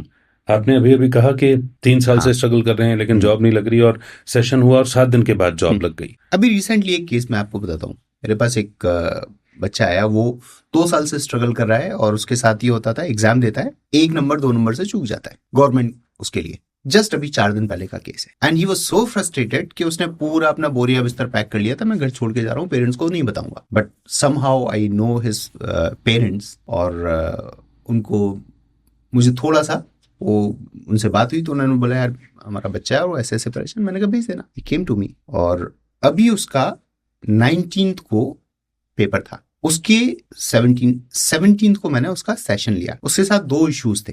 पहला, उसका हाथ ट्रम्बल करता था, उसके फादर का भी करता है, और उसका अभी तक उनको कोई कॉज नहीं मिला क्यों करता है। तो मैंने उसको दोनों चीजों के लिए सेशन लिया। एक तो ये कि हैंड मूव नहीं करेगा अब तेरा, बिल्कुल एकदम स्टेबल रहेगा, फर्म रहेगा। और पहला कि ये जो एग्जाम है इसमें you will be able to cross expected. तो उसने बोला कि मेरे 70 जो है वो अर्थिंग करेक्ट हो गए, तो मैं इस बार क्लियर कर जाऊंगा। राइट। तो उसको सेशन में उसको बताया गया that you will B attempting 85 correct question. ठीक है। और उसने मेहनत तो की थी, मतलब ऐसा नहीं केवल उससे हुआ, वो मेहनत करता था लेकिन बच्चा कर नहीं पाता था, थॉट कहीं हाँ, स्टक था। सो अभी कल ही यहाँ आने से पहले शाम को उसका कॉल आया, बोला भैया थैंक यू। मैंने कहा व्हाट हैपन, पेपर हो गया? और बोला मैं एग्जैक्ट 85 क्वेश्चन करके आया। और बोले फादर ने बोला कि चल वो न्यूरोलॉजिस्ट को दिखा लेते ना तेरे हाथ के लिए। बोला मैं न्यूरोलॉजिस्ट के पास गया, उसको दिखा रहा हूँ मेरा हाथ कांपता है। वो कह रहा है कहाँ कांप रहा है? बोले मैं आई वाज सरप्राइज कि हाँ पेपर में भी तो मैं ऐसे ही रहा, बिल्कुल स्टेबल। तो वो बंद हो गया। और मेरा सवाल वही है कि सभी लोग एक साथ इतना मास लेवल पर कैसे यहाँ से बीमार हो सकते हैं एक साथ, कि सभी को कहीं ना कहीं, मैं समझ पा रहा हूँ, see these are the psychosomatic diseases. हम कई सालों से सुनते आ रहे हैं कि एलोपैथी में विद ऑल ड्यू रिगार्ड्स इसका इलाज नहीं मिलेगा, है ना। जिन भाई आपको तो कह ही दिया, तो आपको वो पेशेंट आपका क्लाइंट बन के आया ना कि डॉक्टर्स ने बोल दिया इनका कुछ नहीं हो सकता और वो खड़े हो गए। अभी कैसी वैसे उनकी स्थिति? She is perfectly fine. उन्होंने वो पाउच भी हटा दिया, जो यूरिनेशन के लिए जो पाउच लगा था वो भी हटा दिया। राइट, वेरी नाइस, बहुत खुशी की बात है। तो मेरा सवाल ये है कि हम सब मास लेवल पर सब लोग एक साथ कहाँ कैसे कैसे एक थॉट में अटक गए और सभी अपनी अपनी परेशानियों से जूझ रहे हैं। थेरेपिस्ट की हेल्प की आवश्यकता है। हमने आपने बाइक का भी एग्जाम्पल दिया कि चाहे कितने मैनुअल पढ़ लो, लेकिन जब तक एक एक्सपर्ट आपको हैंड होल्डिंग ना कर दे तब तक आप कैसे बाइक चलाएंगे, यानी कि ट्रेनर की जरूरत है। कहीं क्या हमेशा से ये हालात रहे हैं? कभी तो हम ऐसे रहे होंगे ना कि हम पूरी तरह से स्वस्थ हैं, कोई थॉट नहीं अटका हो, स्टक है, और हम सब एबंडेंट हैं, हेल्दी हैं, वेल्दी हैं, हैप्पी हैं।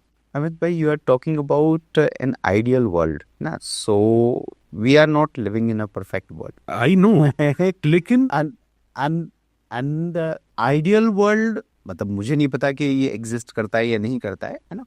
आइडियल वर्ल्ड में अगर हम कभी रहे होंगे तो जरूर ऐसे रहे होंगे, बिल्कुल एकदम perfect. But since we are in this world where like things are moving differently, यहाँ शायद चीजें ऐसे ही चलती हैं और हमें उनको डील करना सीखना होता है। हमेशा से ऐसी नहीं चली होंगी, ये मेरा स्ट्रांग बिलीव है, क्योंकि आपने ही कहा कि हमें मेडिटेशन सिखाया जाता था, और जब हम उस प्रैक्टिस को फॉलो करते रहे होंगे तो हम मेंटली इतने वीक तो नहीं रहे होंगे जितने आज हैं। एग्जैक्टली। मैं हम अपने पिछले 30 साल ही देख लें। नहीं, वो ठीक है। सी, ये तो मतलब now we are moving quite towards quite generalised things, है ना। तो मतलब ये तो बहुत बड़ी बहस हो जाएगी कि कब से रहे होंगे कब से नहीं रहे होंगे। मैं उस ओर जाना भी नहीं चाहता, मैं सिर्फ ये चाहता हूँ कि ऐसी कौन सी लाइफस्टाइल के ऐसे कौन से पैटर्न बिगड़े हैं जिसने हमें इस स्टेज पर ला दिया है। Because you are into that field, आप एक्सपर्ट हैं उसके, तो शायद आपने ये भी तो समझा होगा कि यहाँ शायद इन कारणों से ये सब प्रॉब्लम्स इमर्ज हो रही हैं। हाँ एग्जैक्टली। अगर हम बात करें तो लाइफ का पेस बहुत डिफरेंट है आज के टाइम में, है ना। और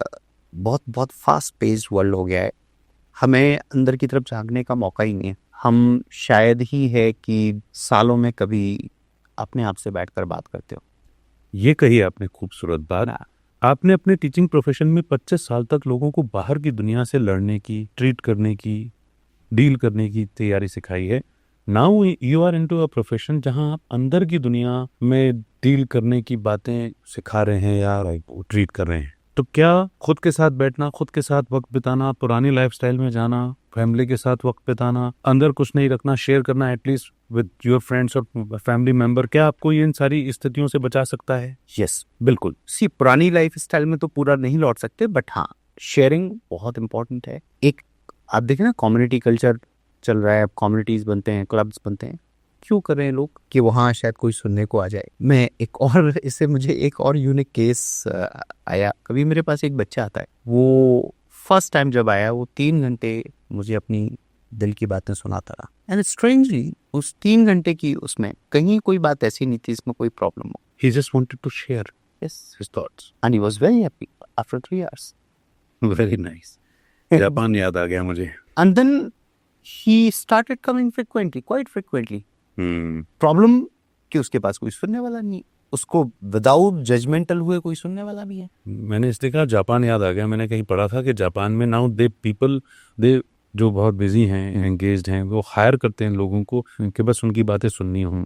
हर कोई कहीं ना कहीं थॉट पे अटका हुआ है। आजकल सोशल मीडिया पर लोग ग्रो करना चाहते हैं, कितने सारे लोग यूट्यूब चैनल बना करके कर रहे हैं, हम भी उसमें से एक हैं, है ना? हमने भी अपने नए चैनल्स बनाए हैं। तो क्या इस थेरेपी के थ्रू, इन सेशंस के थ्रू लोग ऐसा भी अनब्लॉक कर सकते हैं कि वो बस छा रहे हैं सोशल मीडिया पर और millions of followers, millions of views? See, basically again, हम अगर की माइंड की बात करें तो आपके माइंड के लिए कुछ भी इम्पॉसिबल, लिटरली कुछ। ये मैनिफेस्टेशन होगा, ये ट्रीटमेंट होगा। हाँ। पहले मैं इसमें भी अंतर समझना चाहूंगा। सी, ये मैनिफेस्टेशन है, बट मैनिफेस्टेशन आ कहाँ से रहा है? रूट में आप जाएं तो जो आपके सबकॉन्शियस में गया है वही तो मैनिफेस्ट होगा। Right. आप कॉन्शियसली कुछ भी करते रहे ना, तो जब सबकॉन्शियस में जाएगा तब वो मैनिफेस्ट होगा ना। तो ये इट्स वेरी मच पॉसिबल। अब आप तो एक ऐसा सेशन बना के दे दीजिए कि जितने भी सोशल मीडिया पर स्ट्रगल कर रहे हैं ना ग्रो करने के लिए हमारे व्यूअर्स, वो उनको फायदा हो जाए। बिल्कुल। अदर थिंग लाइक, सी, इसके लिए मैं ये बोलूंगा कि rather going for this, we should go after abundance. Abundance holistic होती है, so we should go after abundance. Infinite abundance. Exactly. तो मैं आपको प्रॉब्ली ऐसा एक वो दे सकता हूँ जिसमें आप अपना अबंडेंस मैनिफेस्ट कर सकते हैं। कि अब वो किस चैनल से आता है वो दैट्स परफेक्टली फाइन। हो सकता है आप सोशल मीडिया के पीछे पड़े हो, वहां से आपको आना ही नहीं हो, कहीं और से आना हो तो वहां से आ जाएगा, राइट। है ना? तो दो सेशन आप दो सेशन दीजिएगा, एक वो जो जनरल पावरफुल वाला जो आप कह रहे थे, और एक ये। ठीक, तो आपके आने का फायदा मिलना चाहिए बिल्कुल हमारे व्यूअर्स को। श्योर। एक मैं चलने से पहले समझना चाहूंगा आपकी जर्नी, बिकॉज आपको आपकी वाइफ ने इंस्पायर किया। इंस्पायर ही नहीं किया, वो आपकी पहली क्लाइंट भी बन गई है ना? हाँ, जो आपकी पहली टेस्टिमोनियल भी बन गई। हाँ, जिनकी फीस मुझे ही देनी पड़ी। आपको ज्यादा फीस देनी पड़ी हुई बिकॉज आपका साइकोलॉजी में इंटरेस्ट था आपका, उसके बाद आप इस फील्ड में सर्टिफाइड बने हैं। तो इसमें क्योंकि बहुत सारे टर्म्स चलते हैं, साइकोलॉजी, साइको एनालिसिस, साइकोसोमैटिक, हमने कहा सुनने में सब एक जैसे लगते हैं, बट आई एम श्योर के अलग अलग वर्ड्स हैं तो अलग अलग मीनिंग भी होगा। आजकल जैसे आपने कहा PLR, हिप्नोथेरेपी अलग हो गई, क्लिनिकल हिप्नोथेरेपी से में आप डील करते हैं, पर आपने अपना करियर की शुरुआत PLR से की। इन सब में क्या डिफरेंसेस हैं और आपने कौन कौन से कोर्सेज किए हुए हैं? तो बेसिकली मेरा केवल क्लिनिकल में नहीं है, मेरा ओवरऑल हिप्नोथेरेपी में है। तो क्लिनिकल प्लस जो साइकिक हिप्नोथेरेपी होती है, मैं दोनों ही मैं डील करता हूँ। दोनों में ही अच्छे खासे एक्सपीरियंसेस है। राइट। और कई सारे ऐसे एक्सपीरियंसेस होते हैं जो कई बार मतलब आप एज अ थेरेपिस्ट भी यकीन नहीं कर पाते हैं, मतलब क्योंकि इस यूनिवर्स के अंदर बहुत सारी चीज़ें ऐसी हैं जिनको आप डिकोड नहीं कर सकते। इनफैक्ट माइंड की भी अगर हम बात करें, सबकॉन्शियस की भी बात करें, तो आप इसको पूरे तरीके से डिकोड नहीं कर सकते। It's really difficult. Talking about my journey, तो मैंने आपको पहले ही बताया कि I was into education, I was being good, happy with that. So initially I was thinking कि मैं उसी डायरेक्शन में थोड़ा सा अपने आप को अपग्रेड करूँ, तो मैंने इंटरनेशनल करियर काउंसलर का वो किया, सर्टिफिकेशन किया। आफ्टर दैट वो मेरी श्रीमती जी ने बोला कि नहीं भाई PLR तो करना ही पड़ेगा, 7 दिन का अल्टीमेटम दे दिया है। हाँ, फिर मैंने वो किया and then she told me कि सी, मैं बोल रही थी और तुमने कर लिया, right? So why don't you make it कि भाई हाँ कि ये बंदा है, इसने ये वो किया है, तो आप सर्टिफाई हो जाओ ना, थोड़े पढ़े लिखे से लगोगे, तो और वो ठीक रहेगा, क्योंकि शायद आप उस तरीके से और ज़्यादा लोगों को आप मदद कर पाओगे। टीचिंग इज़ वन पार्ट, ठीक है ना। और अब चूँकि मैं काफ़ी टाइम से टीचिंग में भी क्या एडमिनिस्ट्रेशन वाले पार्ट पर आ गया, क्योंकि वो दूसरे तरीके की चीज़ें कर रहा था, वर्टिकल इस्टेब्लिश करना वो सब। चूँकि मुझे इंटरेक्ट करना लोगों से और उनकी लाइफ को टच करना, स्पेशली अगर किसी के चेहरे पर खुशी दिखती है, तो शायद उससे बड़ा इनाम आपके लिए कुछ हो नहीं सकता। राइट। सो उसने बोला कि आप ये करो, है ना, और इससे आप बहुत सारे लोगों की हेल्प कर पाएंगे। एक और बात बताता हूँ, मेरी वाइफ जो है वो काफ़ी अच्छी एस्ट्रोलॉजर और न्यूमरोलॉजिस्ट है। ने उसको इन पर आने वाला।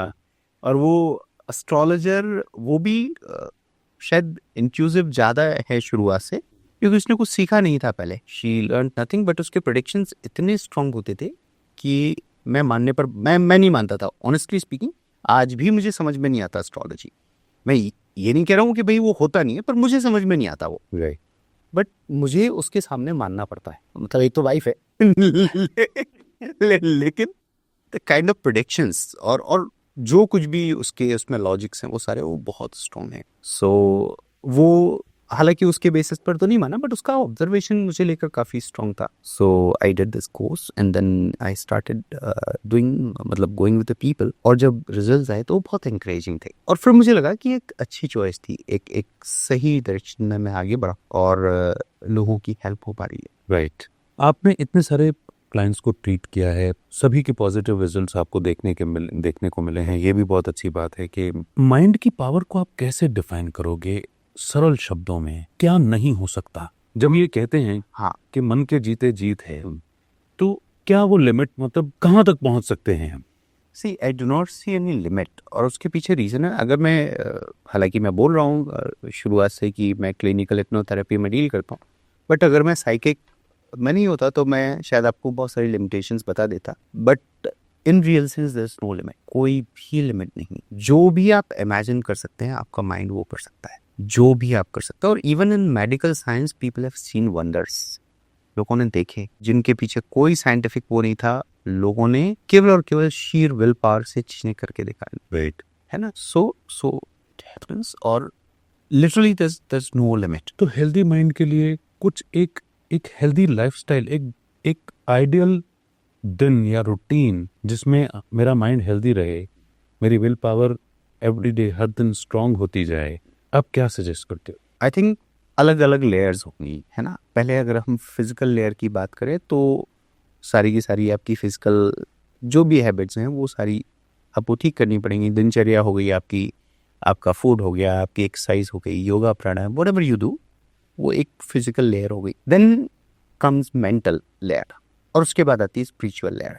सो all these 3 layers are there. Mental layer की अगर की हम बात करें तो माइंड को फूड चाहिए, और माइंड का फूड है थॉट, या जो भी इंफॉर्मेशन या फैक्ट जो आप गैदर कर रहे हैं आसपास से, वो सारा इसका फूड है। So you need to be careful कि आप इसको क्या खिला रहे हैं। आप बॉडी को अगर की सड़ा गला खिलाते हैं तो बॉडी बीमार हो जाती है। माइंड को भी अगर कि आप ऐसा ही खिलाएंगे नेगेटिव और काइंड ऑफ पॉइजनस, तो वो डिसीज होता चला जाएगा, और फिर उसके रिपरकशंस अच्छे नहीं होते हैं, फिर आप परेशान होते हैं। ये सेकेंड लेयर है। थर्ड लेयर भी होती है जो कि स्पिरिचुअल लेयर है। मुझे नहीं पता कितने लोग उस चीज़ से एग्री करेंगे, बट लाइफ जो है वो कॉन्टिन्यूटी का नाम है। और आप एक पहाड़ चढ़ रहे हैं, और पहाड़ चढ़ते चढ़ते उसका पीक आ गया, तो अगर पीक आने के बाद आप कोई दूसरा अपना टारगेट सेट नहीं करते हैं, तो आप चलते चलते डिक्लाइन हो जाएंगे, नीचे ही आएंगे। तो जब आप फिजिकल लाइफ में आगे बढ़ रहे हैं, एक पॉइंट के बाद you need to grab that spiritual target, जिससे कि आप डिक्लाइन ना हो, आप ऊपर की तरफ बढ़े। तो ये बहुत इंपॉर्टेंट है। ये 3 लेयर्स है, तीनों लेयर्स पर आप काम करेंगे तो आप होलिस्टिकली हेल्दी होंगे, और शायद एक बहुत अच्छी लाइफ जी पाएंगे। मैं सच बोलूं, मैं इसमें आपसे और क्लैरिटी चाहता हूँ, क्योंकि आपको याद हो मैंने शुरू किया था कि इट्स ऑल अबाउट माइंडसेट। जैसे 80% इज माइंडसेट, और मन के जीते ही जीत है, मन के हारे हार है। और जब हम आपसे बात करते हैं, आपको समझते हैं, तो आप कहते हैं कि ये सब सबकॉन्शियस माइंड है। 10% भी नहीं है जो कॉन्शियस आपका गेम कर रहा है, लेकिन वो 10% नहीं सबको परास्त करके रखा हुआ है, सबको हरा के रखा हुआ है। उस 90% पर तो, या सबकॉन्शियस माइंड तक तो हम जा ही नहीं पा रहे। उस तक पहुंचने के लिए आप जैसे एक्सपर्ट की, थेरेपिस्ट की ज़रूरत पड़ रही है। जो वहाँ तक पहुँच रहा है, ट्रांस की फोकस्ड एंड रिलैक्स स्टेज में ले जा रहा है और तब वहाँ जाकर के उसको गाइड कर पा रहा है, राइट। तो जब आप ये कहते हैं कि माइंड का फूड थॉट है ना, मैं क्योंकि हर कोई सोच रहा है, अच्छे से अच्छा सोच रहा है।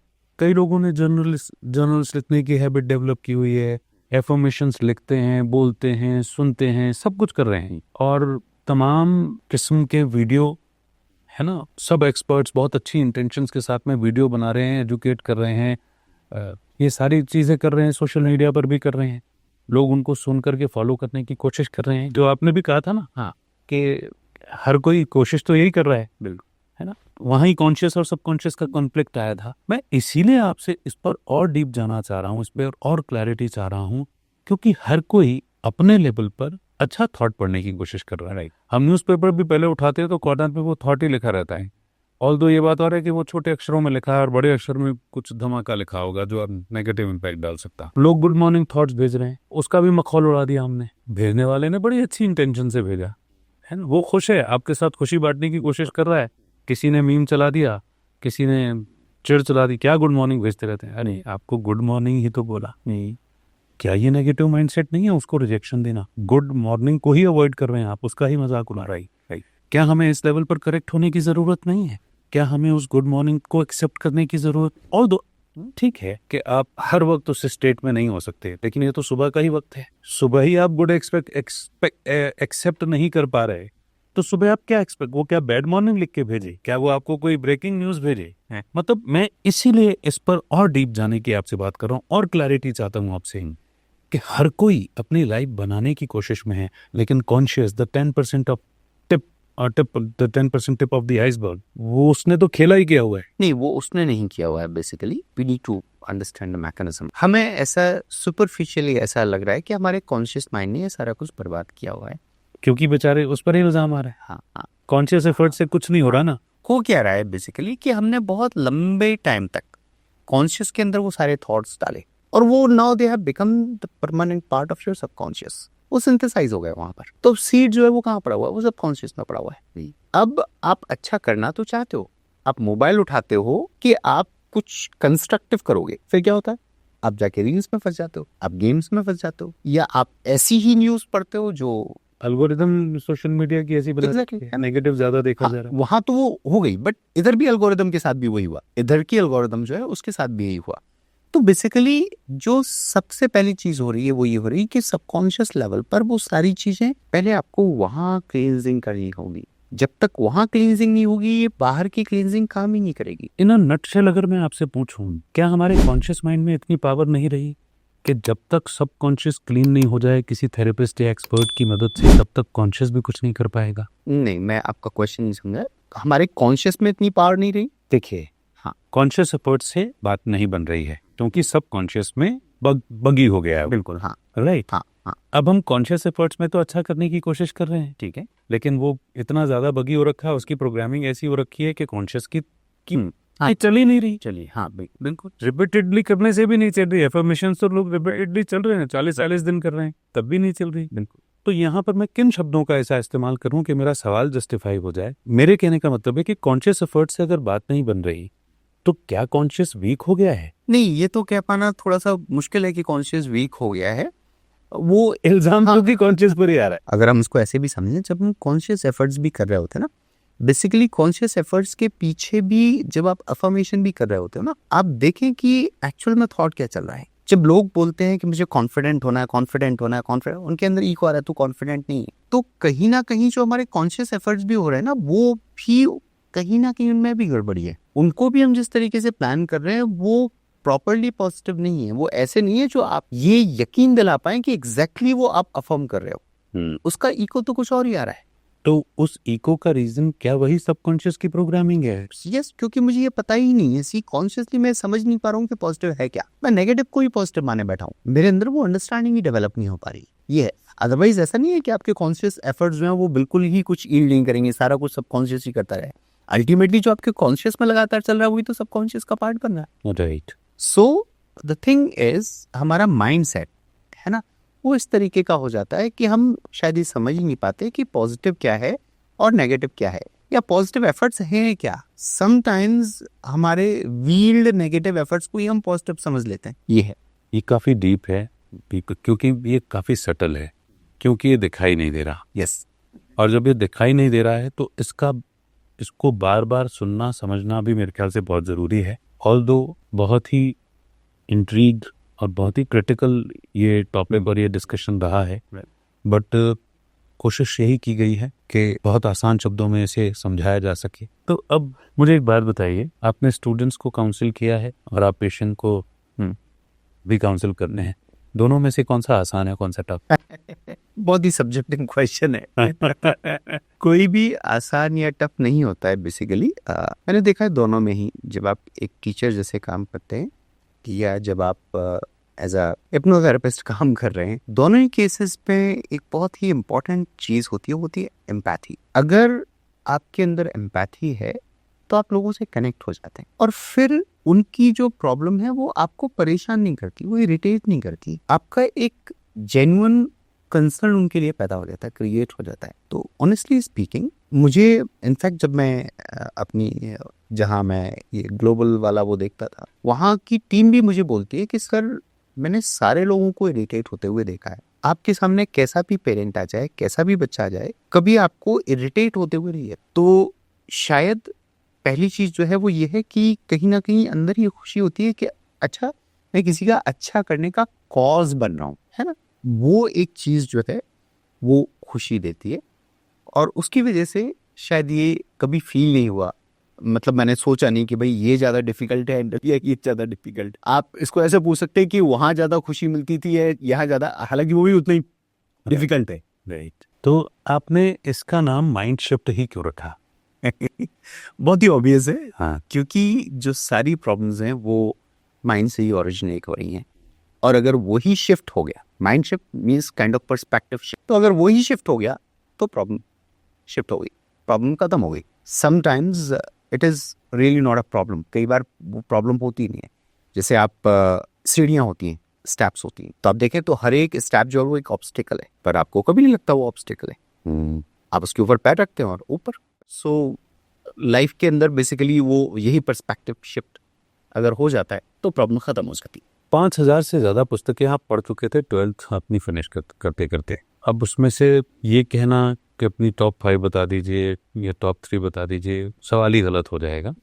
लेकिन माइंड शिफ्ट के ऊपर या पॉजिटिव माइंडसेट के ऊपर कोई ऐसी पुस्तकें जो आपको उन 5000 में से पढ़ी हुई ऐसा लगता है कि व्यूअर्स भी पढ़ सकते हैं और अपनी लाइफ में पॉजिटिविटी ला सकते हैं, 2-3 ऐसी पुस्तकें?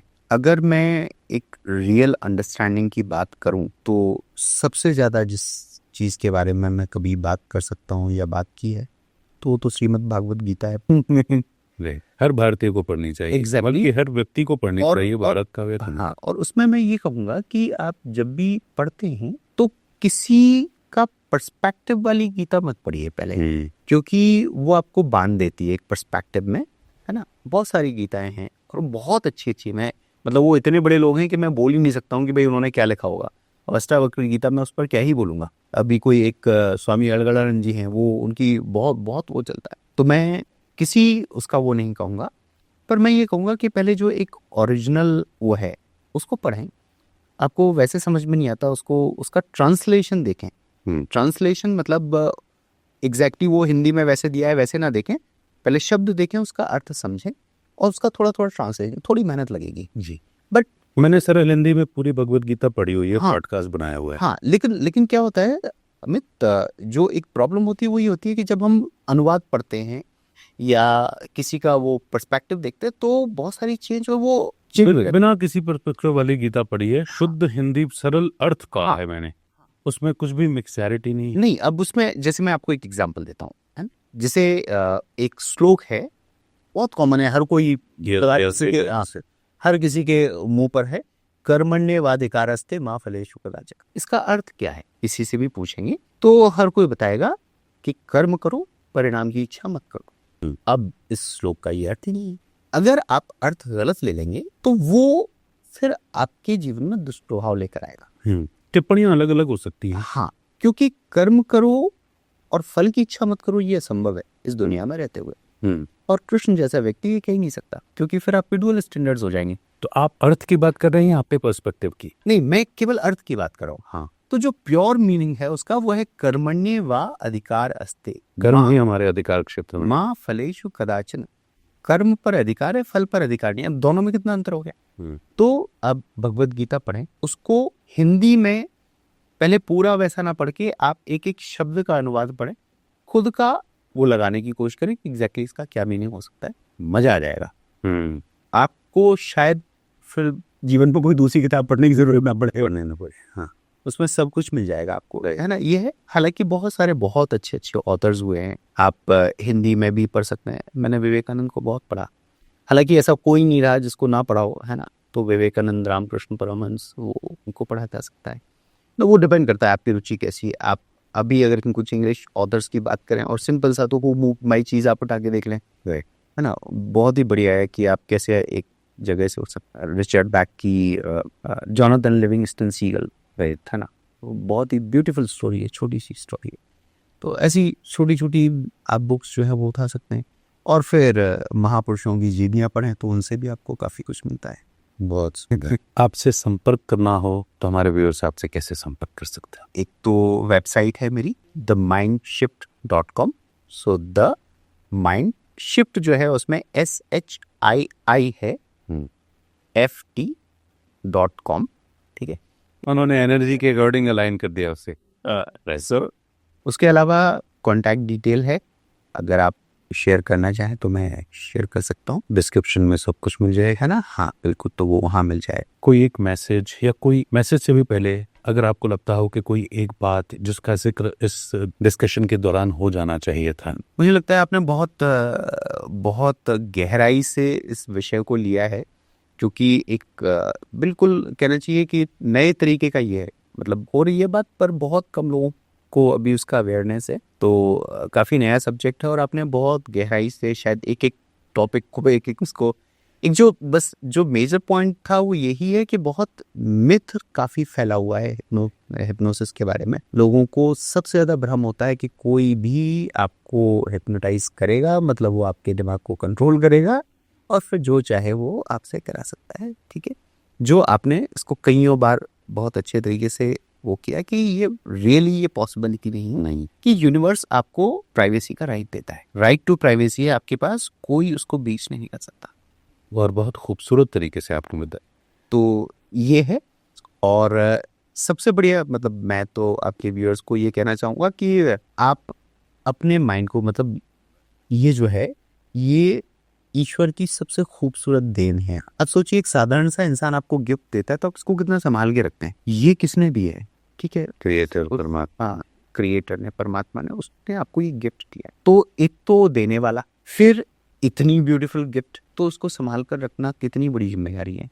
And it's your responsibility because it's yours. कोई दूसरा आकर इसको नहीं संभाल देगा। तो आप इसकी जिम्मेदारी लीजिए। अपना जो आप देख रहे हैं, जो सुन रहे हैं, उस पर थोड़ा सा टेंशन रखिए, ठीक है। कुछ हेल्दी हैबिट्स डेवलप करिए, और आप ये जो कुचक्र है, जो एक नेगेटिव थिंकिंग का कई बार बन जाता है, उसको बहुत आसानी से निकल आइए, है ना। And if you need any sort of help, तो वेबसाइट पर, मेरी वेबसाइट पर एक फ्री डिस्कवरी कॉल का भी ऑप्शन है। तो आप वहाँ से फ्री डिस्कवरी कॉल बुक कर सकते हैं, जिसमें आपको कंप्लीट इन्फॉर्मेशन मिलता है कि आप एग्जैक्टली सेशन में क्या होगा, या आपका अगर कोई इशू है जो वहाँ पर एड्रेस नहीं हो रहा है, तो आप बता सकते हैं कि ये पर्सनल इशू है, क्या इसका सोल्यूशन है आपके पास, या किस तरीके से सोल्यूशन देंगे। एंड देन अगेन, आप ये जो इन्फॉर्मेशन देते हैं उस पर कोई स्पैमिंग नहीं होती है, ओके। हमारी तरफ से आपको कोई कॉल नहीं आएगा until and unless you tell us कि आपको ये कॉल चाहिए। That's our policy। तो कुल मिलाकर के जब माइंड की हालत ऐसी हो जाए कि वो बगी हो जाए और आपको नहीं समझ में आए, आपके सारे कॉन्शियस एफर्ट्स भी फेल समान ही हो जाए, वो कि आप कोशिश तो बहुत कर रहे हैं, आप हर कोई कोशिश तो कर ही रहा है, एफर्ट्स तो कर ही रहा है, लेकिन फिर भी आपको रिजल्ट्स नहीं अचीव हो रहे हैं, आप अभी भी स्ट्रगल कर रहे हैं, चाहे वो हेल्थ की फील्ड में हो, वेल्थ की फील्ड में हो, हैप्पीनेस हो या स्पिरिचुअलिटी हो, तो एक उपाय, एक चाबी अभी भी बाकी है, और वो है हिप्नोथेरेपी। तो आज Sachin Srivastava ji, founder the mind shift, उन्होंने बहुत अच्छे से, बहुत ईजी वे में, जितना ईजी हो सकता था हमने इसको टॉपिक थोड़ा सा गंभीर था, सीरियस था, डेप्थ वाला था। जितना लाइटर रख सकते थे उतना रख करके इस टॉपिक पर, इस सब्जेक्ट पर बात की है। We thank you so much. ये सिर्फ एक शुरुआत है, आपको फिर आना है, क्योंकि इस एपिसोड को देखने के बाद बहुत सारे क्वेश्चंस आने वाले हैं, तो उन सारे क्वेश्चंस का जवाब आप मिले पाएं। Thank you so much, thanks a lot. आप देखते रहिए, इसे औरों के साथ शेयर करते रहिए ताकि और भी इसका फायदा उठा सकें। Thank you so much.